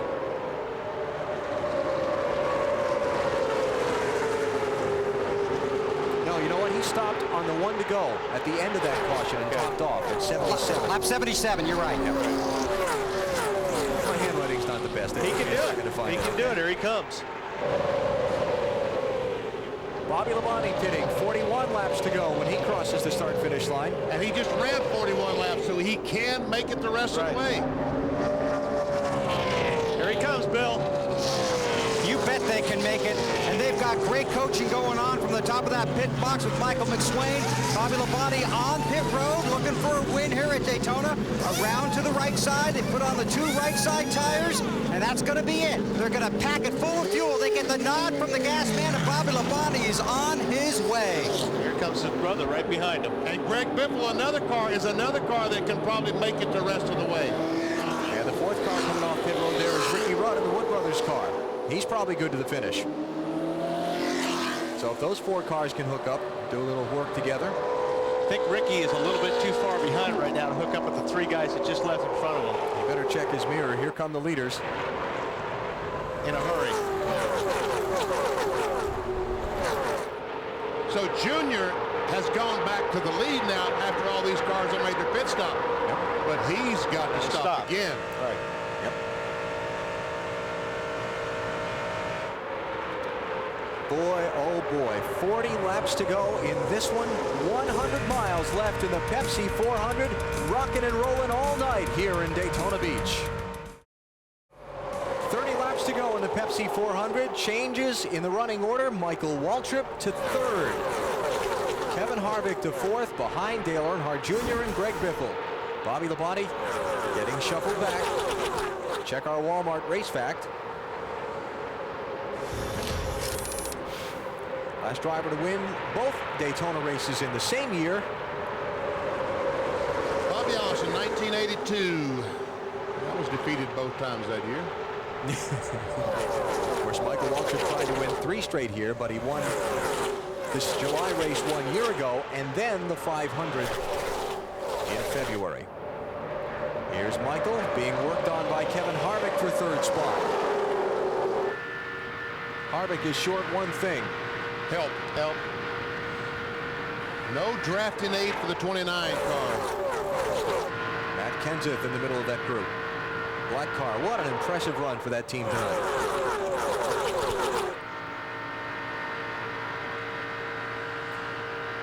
Mark Martin running back in 17th position at the moment. The Roush teammates all started pretty far back. They've all worked their way pretty far up front. Marty? Done a pretty good job so far tonight, Alan. Of course, Daytona Beach is Mark Martin's hometown, and just down the road in New Smyrna Beach, he built a racetrack for little ones to race on, where his son Matt races bandoleros, legends cars, and quarter midgets at the track that Mark spent the money to build himself. Matt is just 12 years old, and already Ford has signed him to a contract. Talk about your NASCAR youth movement. If you haven't looked at Ford lately, look again. Mark Martin, 17th position at this moment in the Pepsi 400. Bill. With Tony Eury Jr., you're leading, but I don't think you're winning. No, we're definitely not winning. We're in a bad situation right now, and we're going to try to make the best of it. The 18th kind of was in, luckily, he was back there towards the back of that wreck, and we got like 4 of them that can make it. We're not going to be able to make it, so I'm going to stop here and put 2 tires on it, and hopefully these guys will have to stop if the caution comes out, but caution is the only thing that we got going for us, you know. Right now, we're just kind of a sitting duck, but we're going to have to make the best of it, see what happens. Tony, looking back, you probably should have come under that caution period. Well, we couldn't make it. That's the whole reason we didn't pit. We lacked like 4 laps for making it all the way, and so it would do us no benefit to do it. So, you know, we're just stuck between a rock and a hard place, and this is what we got dealt. And I need a little luck. Yeah, need a little luck. We've had a lot of it this year. Can't complain. You know, Daytona's been great to us, and you know, we'll just take what we can get out of here. Okay, they couldn't stop under the caution because it wouldn't have put them in their window anyway, so they stayed out, and now that strategy might be coming back to bite them, but they were in a lose-lose situation. I was talking to Danny Earnhardt, Dale Jr.'s uncle, earlier in the week, and he said Tony Jr. that we just talked to and Dale Earnhardt Jr. this year, their communication has been spot on. Those guys have really worked together great this year. It shows. And it does show. Dale Earnhardt Jr. third in the NASCAR Winston Cup Championship standings, coming into tonight's race, 176 points behind Matt Kenseth. Dale Earnhardt Jr. winning this race in 2001. What a memorable night that was. But right now he's in a bad spot, as you heard Bill and Tony Jr. say. Expecting Earnhardt Jr. in somewhere around lap 140. A little bit, about 6 laps to go before then, so let's take a break. You're watching NASCAR on NBC. NASCAR's All-American Stock Car Racing celebration underway at Daytona International Speedway. Fireworks all weekend long here, both on and off the track. It's the Pepsi 400 being led by Dale Earnhardt Jr., and we're about to hit the 350-mile mark of the race. The little challenge for third spot here. On the move on the outside comes Jimmy Johnson. And Greg Biffle with a big wiggle off turn 2. And he's still caught in the middle. He's trying to block these guys, but guess what? Couldn't do it. They just go by him on both sides. And really, don't you think BP would be better for Biffle to get out of this track? Because when they start peeling off, he doesn't want to be in the middle of it. And remember, Greg Biffle has fuel. Oh, here they come. Michael Waltrip, Dale Earnhardt Jr. coming to pit road with 21 laps to go. Waltrip passing Jr. as they come to the speeding line for pit road speed. But Waltrip is going to pit first, so he has to slow down for his pit stall, and Earnhardt Jr. continues on. Here comes Ryan Newman, several cars. Marty. Michael Waltrip very happy with the car, very upset about the fuel strategy. However, they're going to do the best they can. There'll be no changes again. 2 tire stalls it a little bit, Bill. 2 right-side tires, a chassis adjustment, and fuel for Dale Earnhardt Jr. He may not be racing for the win now, but if you're an Earnhardt fan, he could be racing for the championship. And Dale Jr. beat him out again. Yes, he did. His 3rd time tonight. So how do they play out against the guys who have not stopped? Well, Biffle's going to be out there the lone dog, I think. When all these guys start peeling off, he is in a good position. He's second on the racetrack. Here comes Harvick. The guys he's racing are going to be in the draft, and they may catch and pass him. Harvick, Jimmy Johnson, Jeff Gordon, Kenny Wallace, Todd Bodine all pitting here. Matty. And Kevin Harvick coming in. They're going to make a 2-tire change. Harvick says the car had gone to the loose side. They're going to back up on the adjustments they made in the last stop. As soon as the tires are on, they're going to drop the jack, and he's gone, Bill. And Jeff Gordon heading down pit road after making his stop. 2 right-side tires and fuel. Jimmy Johnson was in and off pit road, 2 tires to the right side, a chassis adjustment just a little tight. He might win. He's got a fast car in his 4th start here at Daytona. So Greg Biffle is now the leader of the Pepsi 400. Matt Kenseth runs second. We believe Biffle has the fuel to go to the distance. What about Kenseth, the second place car? Marty? And Robbie Reiser's on the radio with Matt Kenseth just now. Matt asked, are you sure we cannot go all the way? I want to beat those guys. Robbie, will leading the points cost you a chance to win this race? Well, I think so, because we could have maybe gambled a lap or two here and we could have made it to the end, but with the point battle, we just couldn't take that chance. If I run them out of gas, we'd lose a lot more, so this was the way we had to go. It's a safe route. When will you have to pit? What about 3 to go? Wow, 3 to go. They'll top off. He'll come down pit road. Now remember, Robbie Reiser told me earlier this morning he feels like restrictor plate racing is by far the weakest part of their program. A top 10 tonight is as good as a win. What a break for Greg Biffle, that his teammate can stay out there till 3 laps to go. And we talked about this in the preview show, is these guys now are going to start thinking about this point championship. It's halfway through the season, and instead of gambling for the win, they're thinking points. Question is, will he get a top 10 finish out of it even after he stops with a splash of fuel late in the race? Last commercial under green flag conditions before we see the checkers. Back to Daytona in a minute. Down to the final 15 laps in the Pepsi 400 at Daytona International Speedway. A little drama being played out here in the final laps with fuel mileage coming into play, perhaps deciding who might steal the Daytona victory. Greg Biffle's the race leader, good to go to the finish on his gasoline. But another pack of cars, including Jeff Gordon, have just made a green flag pit stop to take on the fuel that they need to go to the finish, and they're long ways behind. Gordon running in 20th place, and he is a good distance behind the race leader. You see Gordon's car carrying a little bit of a different paint scheme tonight, part of a Pepsi consumer promotion where 4 people from Ohio, Alabama, Florida, and Oregon could win a brand new Chevy Monte Carlo tonight if Jeff Gordon wins the race. It's pretty good incentive for them to root for Jeff Gordon. It's Todd Bodine trying to work with Jeff and see if they can find a way around some of these cars in front of him. I don't think they should be looking for the keys just yet on that one. I don't think so, huh? I tell you what, those guys are pushing and shoving and gouging. Did you see Earnhardt push Jimmy Johnson? Gordon turn 3, little bump draft. Harvick and Johnson did pass Earnhardt Jr. and Waltrip a moment or two ago during the commercial break. Again, these guys, if they get a caution, they're going to be contenders for the win. If they don't get a caution, then Greg Biffle, Bobby Labonte, Ricky Rudd, and Terry Labonte. Those are the guys that stopped late enough that we know they're good to the finish on gasoline. And they're kind of scattered out, aren't they? Yeah. You've got Biffle. Biffle's first. Labonte's 6th. Rudd is 11th, and Terry is 12th. But there's space in between them.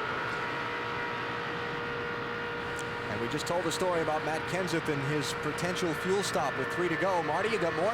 Well, just don't let it be said that Matt Kenseth is championship racing. He's asked Robbie Reiser twice now to go refigure the fuel mileage. He wants to win this race. So Robbie's climbed down the ladder twice, gone to Dave Toronto, the guy who figures the fuel mileage for the 17 bunch, and he said every time we cannot do it. The voice of championship reason is Robbie. He said, Matt, we're going to have to pit. And that decision made all the more difficult because this is Daytona.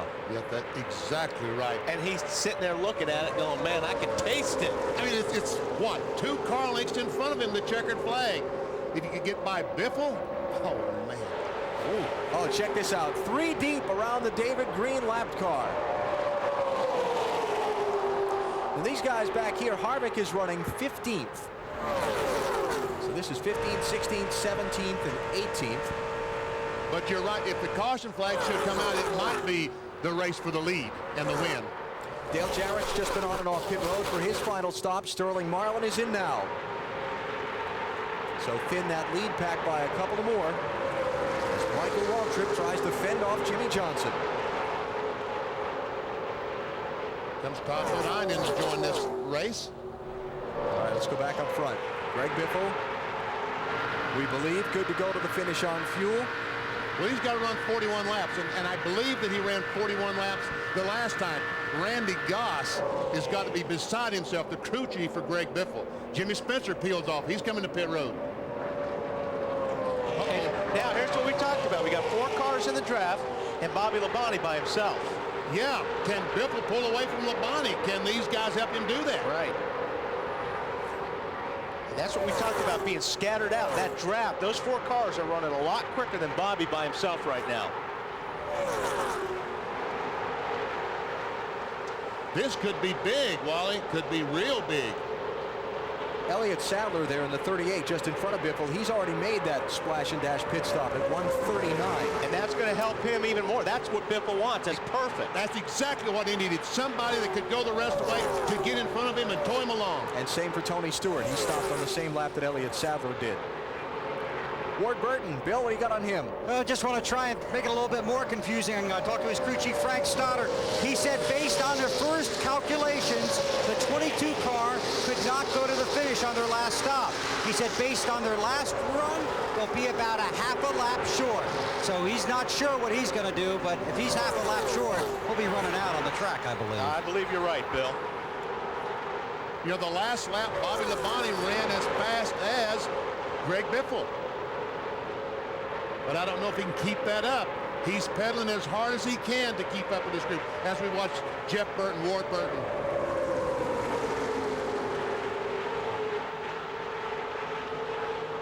And we look ahead to the race leaders.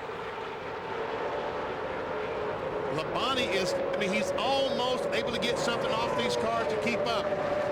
Check it this time by. He, once again, ran the same speed as Biffle. Oh, that's surprising. Well, like you said, Benny may be close enough to be catching a draft off him. Here goes Biffle by the 38 car. Kenseth is going to go with him.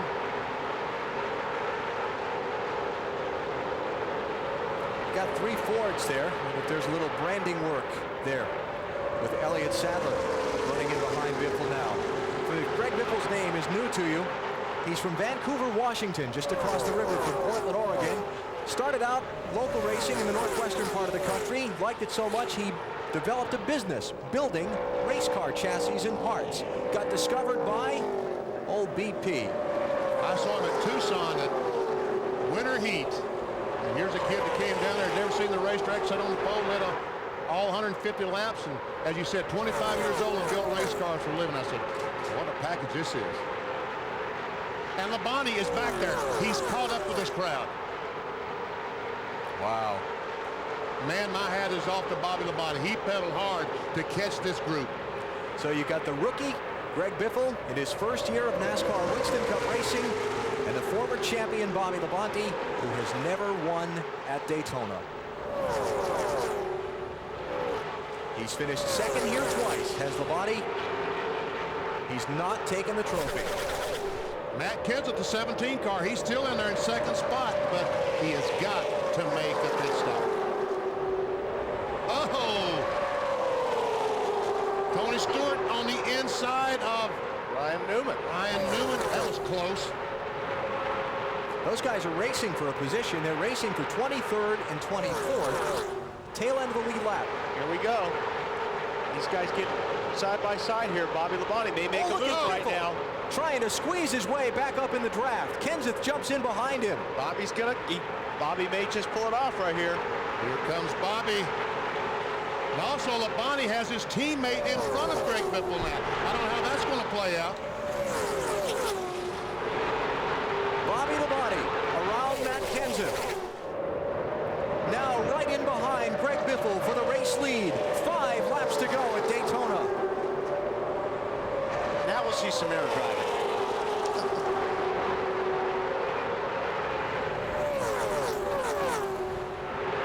Bobby Labonte, the 2000 NASCAR Winston Cup champion, driving for Coach Joe Gibbs, has had tremendous struggles in these races at Daytona and Talladega this year. Here comes Matt. Kenseth is waving to the car behind him. He's got to go make a pit stop, telling Elliott Sadler.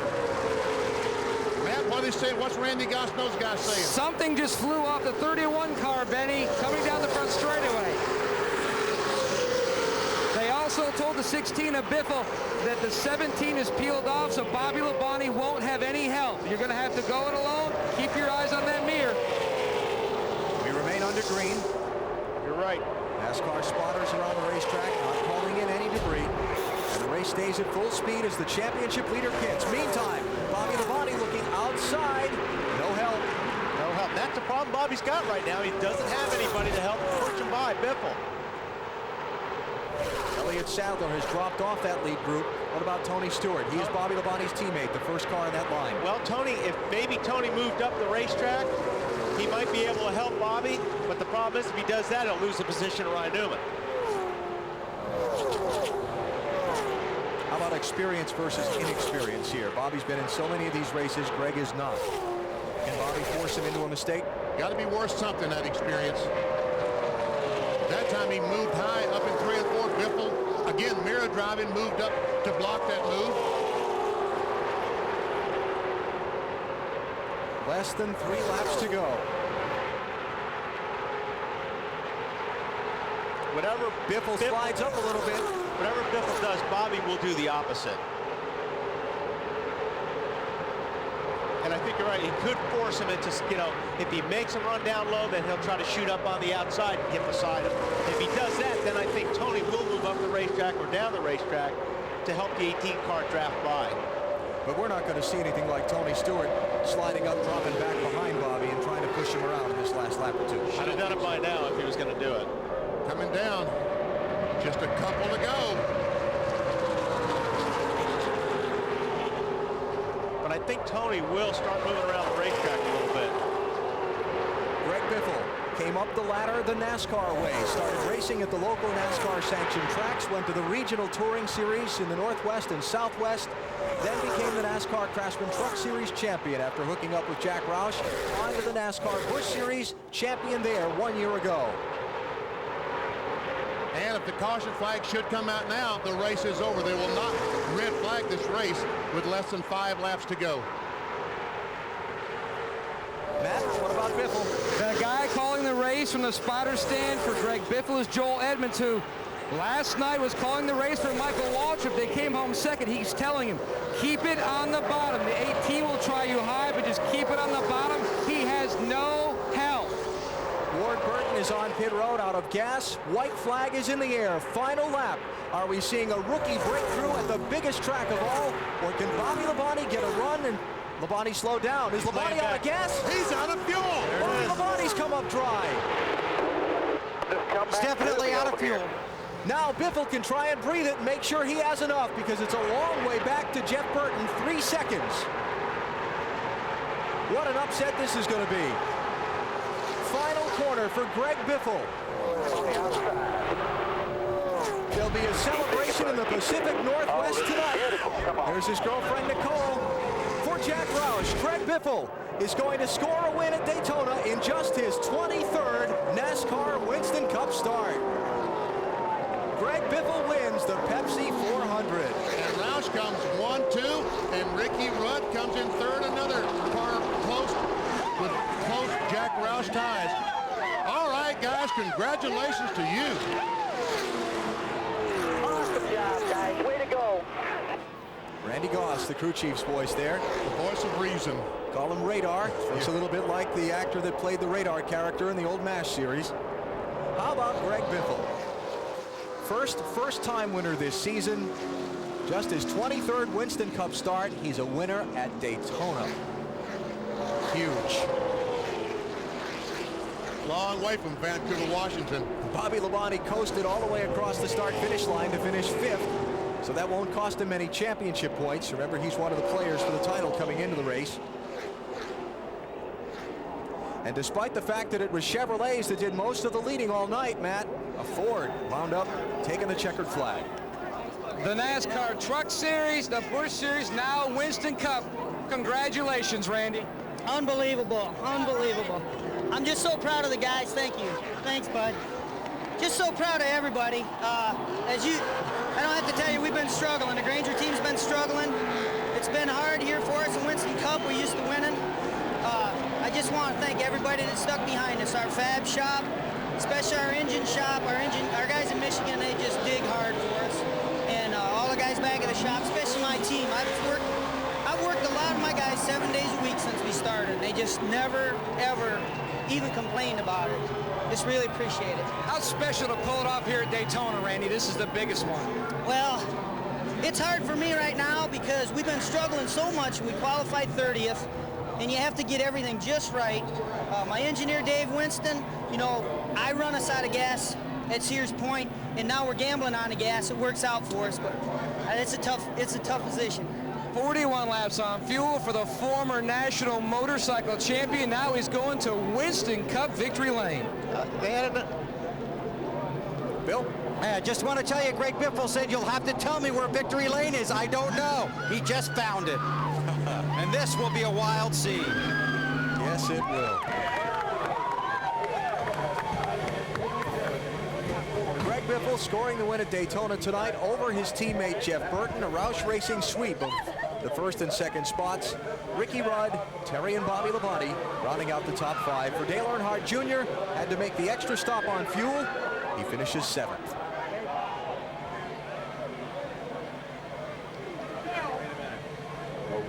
Congrats, Greg. Not yet, not yet. Tell me when.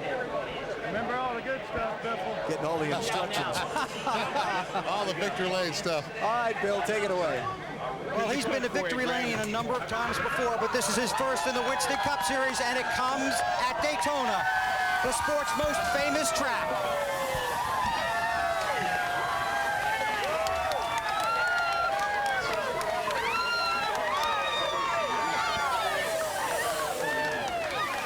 Wish they'd show some emotion, huh?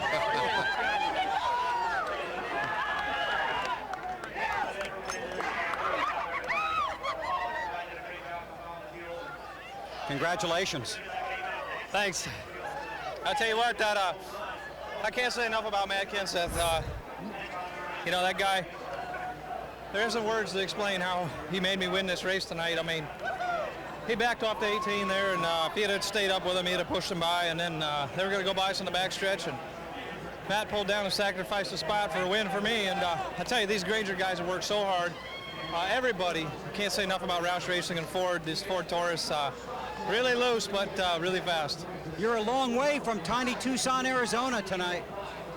Yeah, I am. I just wish that my mom and dad and my brother could be here for my first Cup win, and say hi to them back home, and everybody's helped me get here. It's meant a lot to me. How did you get here, Greg? This man right here. It's tough, buddy.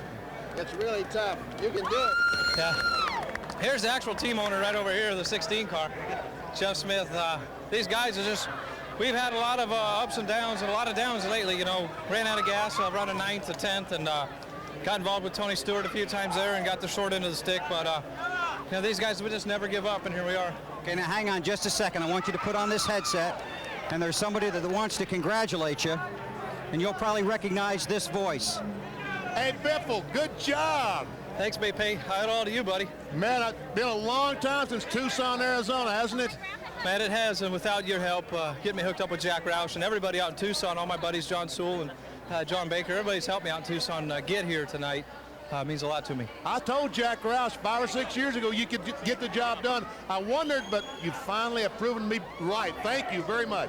Thank you. It was just a pit call by Randy Goss tonight and the team, and last minute I dove down pit road to get that extra bit of fuel. That was kind of my decision, his decision, and it really worked out for us tonight. Didn't work out last week, but it paid off tonight. Okay, you owe me a big dinner, all right? Hey, you bet, BP. Greg Biffle, congratulations on your first Winston Cup win. Enjoy it. Greg Biffle in victory lane, his first Winston Cup win. It comes at Daytona. He can brag for life.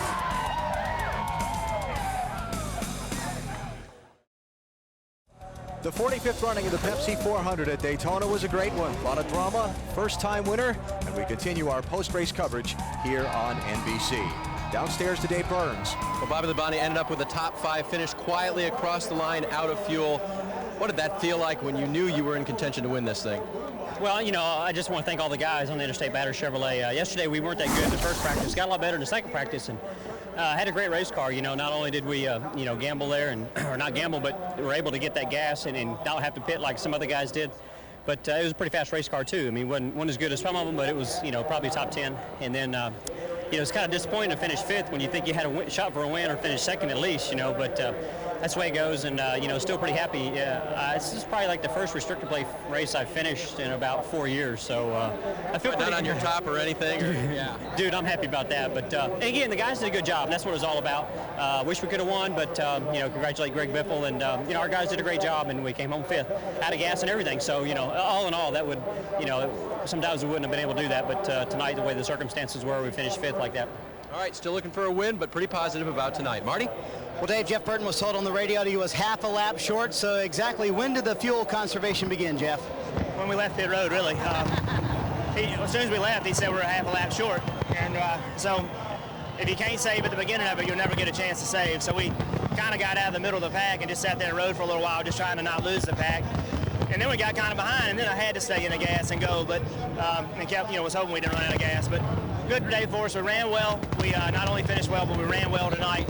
And you know, this team in the second half is going to be strong. I really believe that. Real proud of Greg Biffle and those guys. Big fan of Greg Biffle and Randy Goss, and glad to see them in victory lane. Conserving fuel cost you a shot at the win, you think? Well, it cost us a shot from being there, just because I wasn't worried about being there. I was worried about just staying in line and lifting. I was running half throttle an awful lot, and so people were passing me. But you know, sometimes you got to win with your brain and not your foot, and we thought that was the position we were in. Nonetheless, the season's best finish of second tonight at Daytona for Jeff Burton. Alan? Let's check NASCAR's top 10 after tonight's Pepsi 400. Matt Kenseth's lead actually growing from 174 points to 180, with Dale Earnhardt Jr. and Jeff Gordon swapping second and third positions. Matt? And point leader Matt Kenseth looking over the final roster. A good night by Roush. Yeah, it turned out great. We didn't. It looked pretty glum on Friday, you know, qualifying 30th and worse. But the Smirnoff Ice Triple Black guys did a great job tonight. They had great pit stops. We had good pit strategy. We stopped and topped off once, but we didn't top off with one to go. And we're just a teeny bit short on fuel and couldn't quite take the chance. So for the 16, that was a great move for them, and the 99 and them guys. You know, they were either going to win or run out and finish 20th, so I was kind of glad we did it like it was. But yet on the other hand, you know, if we would have topped off, I knew it would have been real close. But you know, I'd rather finish 6th than to run out of gasoline, so it was a good run for us. Now it seems like at Daytona and Talladega, always a place where you get caught up in the big one, lose a lot of points. You dodged a big bullet tonight. Yeah, I mean, I think it happened. I definitely, I'd be lying if I say I don't feel better walking out of here tonight 6th than when I came in here starting last. You know, I wasn't really necessarily looking forward to this race, but our car handled really good. It actually drafted really good. I don't know why it's so slow by itself, but it runs, you know, really competitively in the race. So to be through all 3 plate races and not have a wreck yet, I'm just happy with that. Matt Kenseth pads his point lead. On to Chicago next. Alan? Sometimes you got to be a little lucky to win one of these NASCAR Winston Cup Championships. Nice job of driving. Little luck there, too, for Matt Kenseth, missing that big pileup off of turn number 2 earlier in the race. And the Rockets' red glare. Isn't that beautiful? The big Independence Weekend celebration not done yet here in Daytona Beach. And there's a celebration of another kind. Time for the champagne. How about it, Dave? Well, Ricky Rudd will be celebrating with the Wood Brothers. Another top 5 for them here at Daytona. But for you, best finish to the season's got to feel great. Yeah, I really do. You know, John Wood, Eddie Wood's son, won the truck race today, and it's been nice to sneak in there and win this thing. And you know, Biffle is good job for him, his first win, and Roush Racing was pretty neat. 1, 2, 3 on their motors tonight.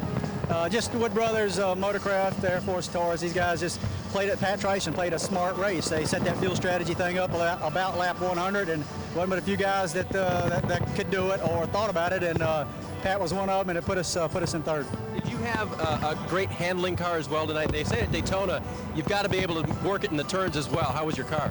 Well, our car, the longer we ran, the better we were. You know, we were sort of set up for the old days when they had the big fuel cell, I guess. The longer we ran, the better we got. And right there at the end of that race, we were able to pass a lot of cars when we got everybody out on 2 tires, us included. We were pretty racy. We could, you know, hang with the leaders, pass a few cars, and we're going to have a good finish, really, contrary to the fuel situation. But as it turns out, the fuel situation probably increases at least 7 spots on the grid. And you like being welcomed back into the top 5? Yeah, I don't know how to act. I was walking back to the motorhome a while ago, and everybody started grabbing me. I didn't know what all the hoopla was about. And I guess top 5 is got a few responsibilities, but the great responsibilities to be able to sit here and talk with you guys after the race. Well, it's great to have you here, and of course, we're doing a little extra time tonight here on NBC, so it's a good time to have you finish in the top 5, Ricky. Let's go to Bill Weber. And I'm with probably the happiest man in Daytona, Jack Roush. Greg Biffle in victory lane. Matt Kenseth dodges a bullet, increases his lead in the championship standings. That's wonderful stuff. You know, I'm glad to have my son, young Jack, here with me tonight to see it, and so many friends from the great race. But we just had a great evening, which very seldom that we have a chance to prevail on fuel mileage.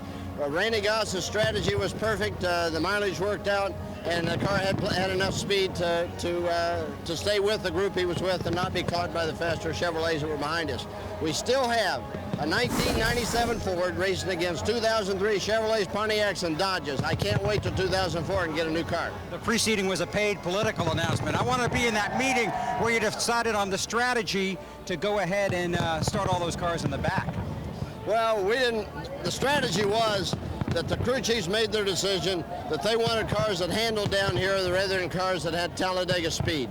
So they chose good handling cars. They weren't very fast. Maybe they didn't have much power. They didn't burn a lot of gas. Here we stand. Congratulations. Thank you very much. Marty.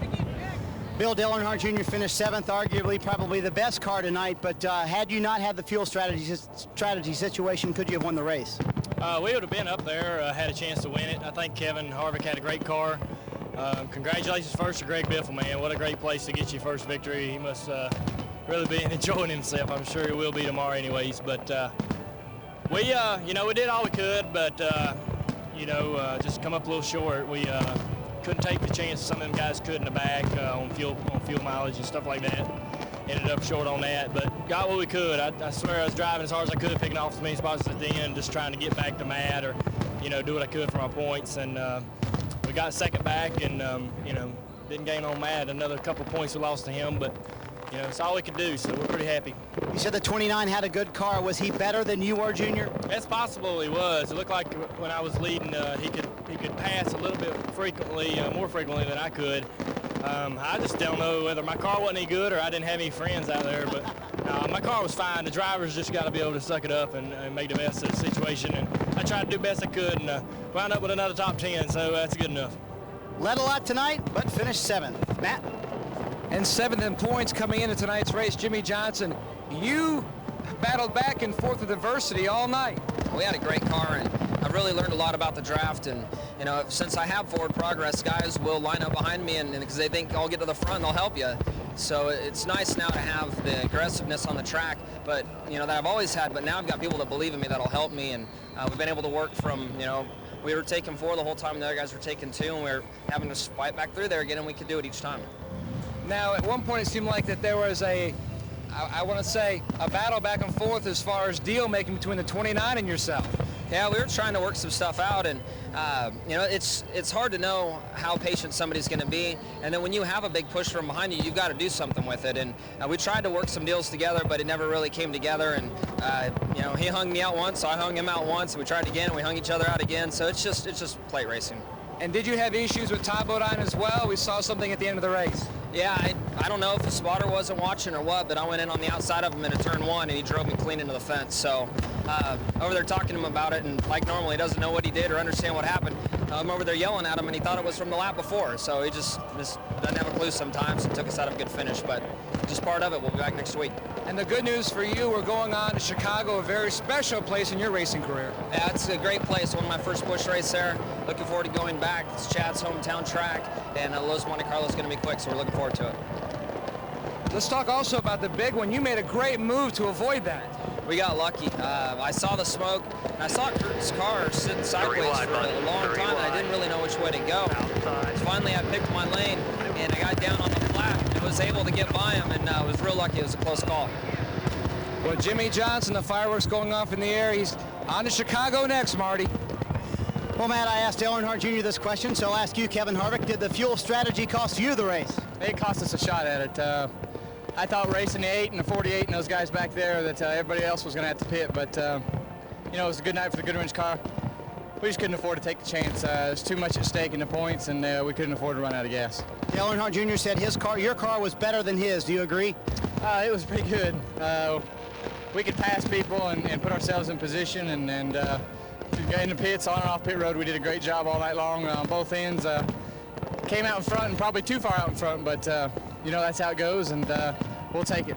Kevin, put me in the driver's seat. How frustrating is it to know you have one of the best cars, certainly a shot at the win, and then have fuel take you out of the situation? Well, we've won races like that, we've lost races like that, and it's a part of the sport. So a lot of times the fastest car doesn't win, and tonight I think the fastest cars didn't have a shot at it, but congratulations to Greg Biffle, that was a great job. Team turning the corner, now we head to Chicago in the racetrack you won last year. Undefeated, man. It's a good feeling, so we're ready. 2-0 at Chicago, going for 3 in a row next week here on NBC, Dave. And with two-time Winston Cup champion Terry Labonte with a 4th place finish here. I know it wasn't your first win here quite yet, but being back in the top 5 has got to feel good. Well, it was a good run for us, and the guys in our Kellogg's got milk Chevy did a great job. They did it all in the pits tonight, and with gas mileage and pit strategy, and it paid off, so it was a good run for us. How important was that? I mean, track position here seems so critical nowadays for them to get you in and back out so quick. Yeah, it was really important. It's awful difficult to pass, and you know, we just kept trying to work strategy a little bit to get some track position. We got 2 tires there at the end of the last stop, and you know, kind of hung in there and rode it out. I thought we might have wound up a little bit better, but that was a good finish for us. And you told me Jim Long actually had the strategy going. He backtracked a little bit, and this is really how he had it planned out, didn't he? Well, you know, he keeps track of it during the race, and the way the race unfolded there, we were getting good enough mileage that we were able to come in and top off the last caution that we had, and then we could make it on 1 stop. Some of the other guys, of course, up front didn't want to give up the track position, so it worked to our advantage. All right, well, this was Terry's 50th start here at Daytona, and he nets his 11th top 5. Alan? All right, let's check the final rundown. In the 45th Pepsi 400, Greg Biffle with the victory. We can tell, looking through the record books, first official Winston Cup rookie candidate to ever win a race at Daytona. How about that? A Rebestos rookie challenger, I'll get it out in a minute, wins here at Daytona. How about Jeremy Mayfield finishing in 8th position? Yep, and he was one of the guys who had to stop for fuel. Michael Waltrip wound up 11th. I'm sure he's disappointed at that. His attempt to win 3 straight at Daytona by the boards. Great run for Kenny Wallace and Buckshot Jones, 17th. All these cars still on the lead lap. You see Kyle Petty in 23rd, was the last one to finish in the same lap with the leader. And Elliott Sadler finishes 24th, but he might have won the race for Greg Biffle, being there with Biffle those last few laps. Now some of the drivers who had problems and wound up in the garage or many laps down at night's end, mostly involved in that big wreck off of turn number 2 back at lap number 75. Bill Weber. In the garage area with Jeff Gordon. How was your night? Decent. It wasn't great. I mean, I made one mistake early on in the run in the race. I let the 38 get to the inside of me, and I could have made him go to the outside of me, and that was pretty costly because I fell back quite a bit. At that point, we just fought back all day long. I had a good handling car. Just I think we took a little bit of speed out of it to try to get the handling that hurt us, and then of course fuel mileage. But I made it through that wreck, and I don't know how.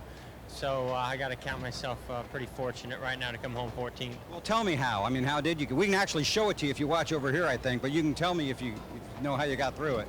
Well, I tell you, I just pretty much saw it out of the corner of my eye. I saw the guy go start to spin on the inside, and then I saw him start to come up the track. And about that time, I was on the brakes, you know, going to the inside. And I had Jimmy Johnson on the inside of me, and I mean, both of us just barely squeezed by. And I mean, I thought my fender just touched that car, so I was definitely counting my blessings at that time.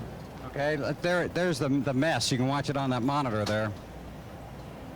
You coming through there in that smoke somewhere? Yeah, I'm there somewhere. You know, you can't see anything in a deal like that. I just saw him spin to the inside, and then I saw him start to come up the track, so I knew that I needed to get to the bottom of the racetrack, and then it got real smoky and couldn't see anything, and I just said, you know, I hope I make it through, and at the last second I turned left because I just thought it was right in front of me, and it happened to be. Did you know the fuel mileage deal was going on for those guys? I looked up on the board a couple times. I said, those guys are going to be able to make it on fuel, and Robbie didn't want to tell me that, but he kind of came back later and said, yeah, you know, and we were fighting back there for a bunch of positions, and we had taken 2 tires, so, you know, I was just slipping and sliding around trying to get all I could. Now, you have a lot of fans, Jeff, but you have 4 particular fans that you really let down tonight, don't you? Yes, I did. And everybody else in the stands that could have gotten a free Pepsi. But, You know, there's still a chance to win $1 billion with this Pepsi promotion going on this summer, and you know, we're still right up there in the points where we need to be, and got a lot of racing left to go. Okay, on to Chicago. Good luck. You bet. Thank you. All right, Matt. Well, first off, Michael Waltrip, you just watched the big crash, and you saw it on video. What did it look like in your mirror? It looks cool when you can see them in your mirror. That's the best place to look at craziness like that. But, you know, when you see that in your mirror and you come back and there's nobody sitting there, you know it must have been a great job of driving by a bunch of guys. And obviously, all those boys were on their toes and slid through there and had a great race. Our car was so good. We were able to take the lead and charge to the front and lead some laps. And then fuel mileage is kind of disappointing when you have that get involved. Well, we're going to show you what it looked like in your mirror, that wreck. We're going to play it. Here you go, Michael. You can look at it. Well, we'll see what I know what it looked like. Let's show the people at home what it looked like. That's when you are going, oh, thank goodness that the good Lord has positioned me ahead of that boy. But, man, we just were real good. Our car was great. Slugger and the guys, Richie Gilmore, everybody did their job. It's just crazy. It would be obnoxious for us to think, Matt, we could come down here and win another one. It's so difficult to do. So we didn't really think that, you know, we were going to win by any stretch, but we knew we'd be a part of the story. And had the gas mileage not become a factor, I think we would have become part. How frustrating, though, for fuel to dictate? It's part of this sport, you know, and it's what makes it so great. It's why when you line up, you don't know who's going to win. There's so many factors that can enter into it. I wished it hadn't been that way, but I've been on the receiving end of that good grace before. So, again, I'm just thankful that we had a safe race and our car ran so well. I'm proud of our performance, proud of Napa Auto Parts and all my sponsors. Now, everybody was gunning for you guys coming back down to the beach. How much pressure was it on DEI to keep that streak rolling? Because you knew everybody was gunning for you. Well, we just knew we were positioned properly. You know, Dale Jr. led laps, I led laps. We knew we'd done everything we could to be in the same form we were when we left here in February. So it's not really pressure when you have the confidence to know you got the equipment, you got the people turning the bolts and wrenches to do the job. It just, ever since we've been heading this way, I've been kind of walking a little bit with a little extra bounce in my step because it's so much fun to have cars like were provided at Dale Earnhardt Incorporated. It just goes right back to Dale Earnhardt. You know, he expected his restrictor plate cars to be fast. All the boys on the team know that. We work real hard to make sure we're able to look good out front. Now, he hired Richie Gilmore, spent a lot of money budget-wise to make sure this plate program is what it is. Now, Gilmore had a different engine package for this race, but you had part of that package here in February 1. What was the package like tonight? Did you like it? I liked it a lot. I thought that yesterday in practice I told Richie, I said, you got it here. This is what we need to win the race. We pulled a low gear and we were able to turn a lot of RPMs. The deal was, the car was set to win the race. We passed Harvick, and once we got in the front, you know, we could string them out a little bit and ran some really fast times. So she wants to say something. Macy, what do you want to say? I lost my first tooth. You did? Show them. She lost a tooth. Michael Waltrip lost a win. He comes home 11th here in Daytona. Alan? That's great. How good was that? Michael, no doubt disappointed, as you heard, but able to accept it as the breaks of the game. There's NASCAR's top 10. Matt Kenseth heading to Chicago with a 180-point gap over Dale Earnhardt Jr. Back to Daytona in a minute. Back at Daytona International Speedway, NASCAR on NBC with our post-race coverage after Greg Biffle won the Pepsi 400. Certainly an upset. Rookie driver scoring his first win. Now, there was an incident late in the race that we need to go back and report to you on. Matt Yoakum came on from pit road and reported to us that something had flown off the 31 car, and we couldn't see any debris on the track, and we remained under green. Well, that's because the hood from Robbie Gordon's car flew over the catch fence and into the grandstand. There were injuries. Spectators taken away. We don't know the number. We don't know the extent of the injuries. Certainly something we'll follow up on for you as soon as information becomes available. And the hood from Robbie Gordon's car being kept by the Volusia County Sheriff's deputies for impounding the tethers that are supposed to hold that hood in place. Obviously didn't keep it there. Let's go to Marty Snyder. Well, so far, Jeremy Mayfield is perfect at Daytona, Allen. He finished 8th here in February and 8th tonight. Nice run for you. How did you find your way to the front? Well, you know, we kept getting our Dodge better all night, and this one thing to do, crew. You know, they kept working on it, good pit stops and good fuel mileage from the engine shop, and great body. You know, the car ran good, handled good, and it's fast, qualified in the top 10, and, you know, good pit calls. And just one of those things, that's what you got to do anymore. Everything's got to be perfect, and, you know, just to even get a top 10 here. I know this has been a frustrating season for you, ups and downs, but 2 top 10s in a row, obviously something you can build on. Does that make you feel better about heading into the second half of the season? I feel real good about it. You know, we feel like the last 5 or 6 weeks our Dodge has been running good, and you know, I just want to say that, you know, I feel like our momentum's rolling that way. I say that a lot, but I feel like we're certainly this time turning the corner and hopefully have our Dodge up front week in and week out, and you know, just all the Dodge dealers stuck behind us all year. Hopefully we can show them we can do the job now. Now, you were right behind Robbie Gordon when his hood flew off. What was your perspective of that? Man, I don't know. I just seen him fly off, and I didn't know where it went. It didn't look good when it happened, and I just know it took off, you know, towards the fence, and I was hoping nobody got hurt, and hopefully they didn't. But it looked like he got wrecked anyway, and just wasn't on there very good, and turned off. Been a lot of talk about you and your security in this race car. Does good finishes just keep you in the seat? Does that make you feel good enough about staying in the seat? Man, I ain't heard that in like 3 or 4 weeks. You bring it back. Okay, I'm sorry. Then I won't bring it up then. Ray and I have been talking, and you know, this is what we got to do. We got to keep this team together, keep it strong, and keep running good. And hey, you know, if we're not running good and don't work out, neither one of us want to keep going. But I think right now we both want to keep this thing going, keep the 19 group together, and you know, our Dodge has been running good, you know, better and better every week. And as long as that's happening, we're all happy, and go from there. That's the best way to make them be quiet, right? Just win and run well, right? Right, then you can't say nothing, right? Exactly right. See you in Chicago. Dave? Well, of course, the winning car is not done yet. After it runs the 400 miles here and wins the race, it has to be checked over by NASCAR. So they do a tear down of certain parts of the engine, make sure that they comply with NASCAR rules. Right when he came off the track, they checked his spoiler angle to make sure that was legal. He runs all the way, he wins this race, and he still doesn't get home, go home early. Actually, Greg maybe won't because he's celebrating. His guys are going to have to stick around and let NASCAR see what they want to see and make sure that this car stayed within the rules even after the 400 miles. Alan? It is. It's a long lap for those. Normally they take what the top, how many now? And then they pull a number out of the hat, so it could be anybody in the field.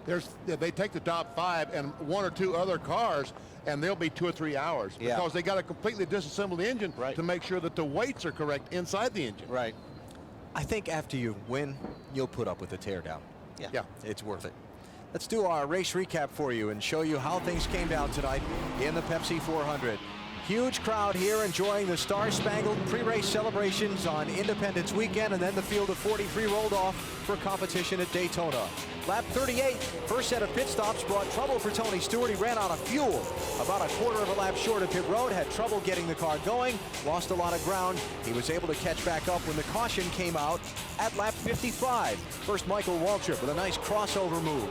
Underneath Kevin Harvick, getting the lead away from Harvick there. Waltrip would lead tonight 9 laps. Here's the caution, lap 64. Dave Blaney gets touched by Jack Sprague off turn 2.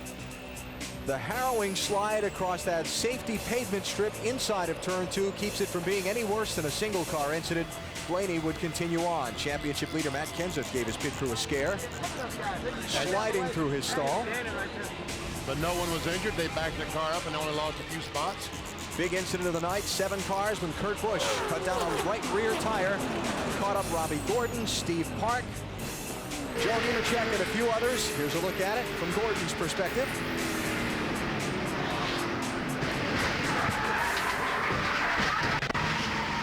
Mike Wallace also involved.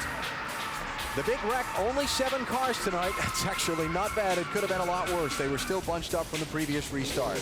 Lap 138 now of a 160-lap race. Dale Earnhardt Jr. and others give up the top 5 spots for a splash of fuel.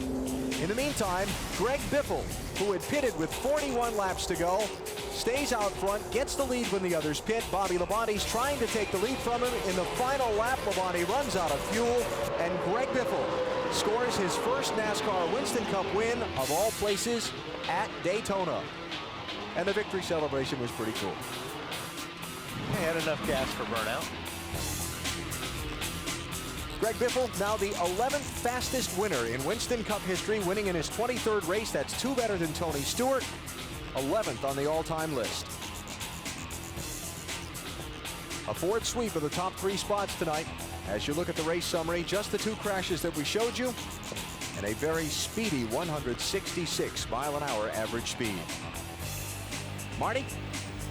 Alan, Kyle Petty was one of those trying to stretch the fuel, and how did that work out for you, Kyle? Well, not bad. You know, we struggled all week. We sent 2 cars home from down here. We used a provisional. We just never run the whole time here.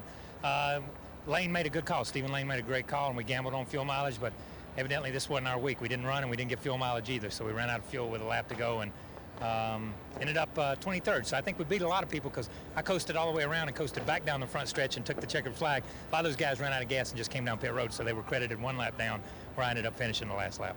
You were very vocal towards your engine guys this week. You were very upset with them. How do you fix that, I guess, is the best way to say that, and where do you start?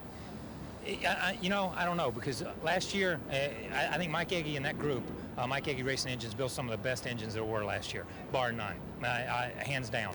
And we come out this year and we struggled with our cars, and our guys worked extremely hard at the shop and worked 24 hours a day almost to get their cars ready, and at the same time, our engines have got worse and worse and worse, and it basically come to a head this week when you come with 3 cars down here. 2 of them missed the race, 11 cars missed the race, and 4 of them are Mike Egge Racing engines, and somebody's going to have to pick up the pace somewhere.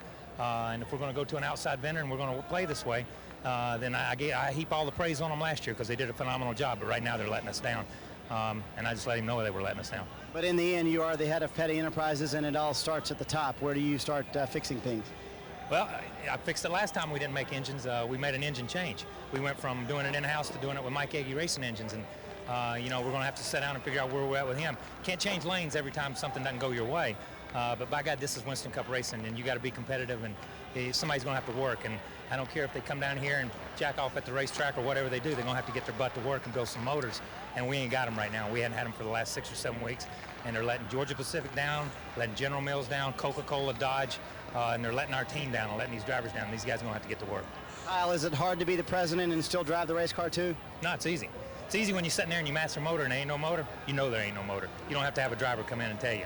But just on the reverse side of that, it was easy the first of the year when our bodies were way off and we couldn't drive them around the racetrack. It was easy for me to come in and say, hey, our cars are screwed up. Right now, I think we've got pretty decent race cars. I'm not saying they're the greatest cars in Winston Cup racing, but they're a lot closer to being better cars than what our engine program is right now. All right, see you in Chicago. See you, man. 23rd place finish for Kyle Petty tonight. Matt? Marty, for the first time since Charlotte, Sean Parker and his driver Dale Jarrett come home with a top 10 finish, and you had to get 3 seconds of fuel at the end, Sean? Yeah, it was fuel mileage. It's hard to come by, but when you got Robert Yates and Doug Yates power, it's you're gonna have to get fuel there. And DJ did an awesome job getting in and out of the pits, and we ended up with a top 10. What does this do for this team, though? This is a front-running team usually. You haven't had the season you'd hope for. What does this do for the team? Does it give them a lot of momentum going into Chicago? Well, it's a start. This is our Daytona 500 in July. We're starting over, and just get back consistency, and the wins will come back to us. Now, we have followed your private life and your professional life for a number of years. 2 years ago, you got a phone call in Pocono that your wife, Tara, was going to be getting a heart transplant. You're waiting for another phone call. What is it? Well, we're adopting a little boy this week sometime. Hopefully it'll be soon while I'm at home. We'll be going tests and doing a lot of stuff. But, yeah, we're adopting our first child this week. Well, congratulations, top 10 finish, and congratulations on what's hopefully coming this week. To Bill Weber. Well, thanks, Matt. And out here on pit road, the stands are pretty much empty, and the teams are wrapping up their stuff. We've completed 17 races so far in the NASCAR Winston Cup season. Now we have 14 different winners in the first 17 races. On the Discover card, Countdown the Green, we talked about all the surprises, all the headlines, and all the headaches in the first 16 races of the season. This ranks up there as one of the biggest surprises of the year, and maybe one of the biggest surprises in many years, with Greg Biffle going to victory lane. It certainly sets the stage for a big race in Chicago next week. That's when this series hits the halfway mark and the race to the championship continues. Back upstairs to Alan. All right, Bill, thank you. A couple things to follow up on as we get set to conclude the night. The yellow line rule. Didn't see anybody get tagged for out of bounds tonight. Pit road, you talked about at the top of the broadcast, would be huge tonight. It was. And fuel mileage, some of the guys talked about when I talked to them in the pit area that fuel mileage might be a winner. Michael Waltrip said he thought fuel mileage would win the race. All right, it was a great night. It was a good race, yeah, absolutely. And it was nice to see it mix up tonight. A little bit of fuel mileage, fast cars, it was fun. Dramatic race. We enjoyed it very much, and it's just the beginning as we bring you the race for the championship here on NBC and our partners at TNT right through the season-ending race mid-November in Homestead, Florida. We'll be here for you every week. Don't forget, next Saturday at 2:30 Eastern, 11:30 Pacific, it's NASCAR Busch Series Racing from Chicago, presented by Midas. Then next Sunday at 2:30 Eastern, 11:30 Pacific, the Winston Cup drivers turn with the Tropicana 400. Next, except on the West Coast, your late local news, followed by Saturday Night Live, hosted by Jeff Jeff Gordon in a show recorded earlier this year. For Benny Parsons, Wally Dallenbach, Bill Wibber, and our entire NASCAR on NBC crew, Alan Bestwick, good night from Daytona Beach.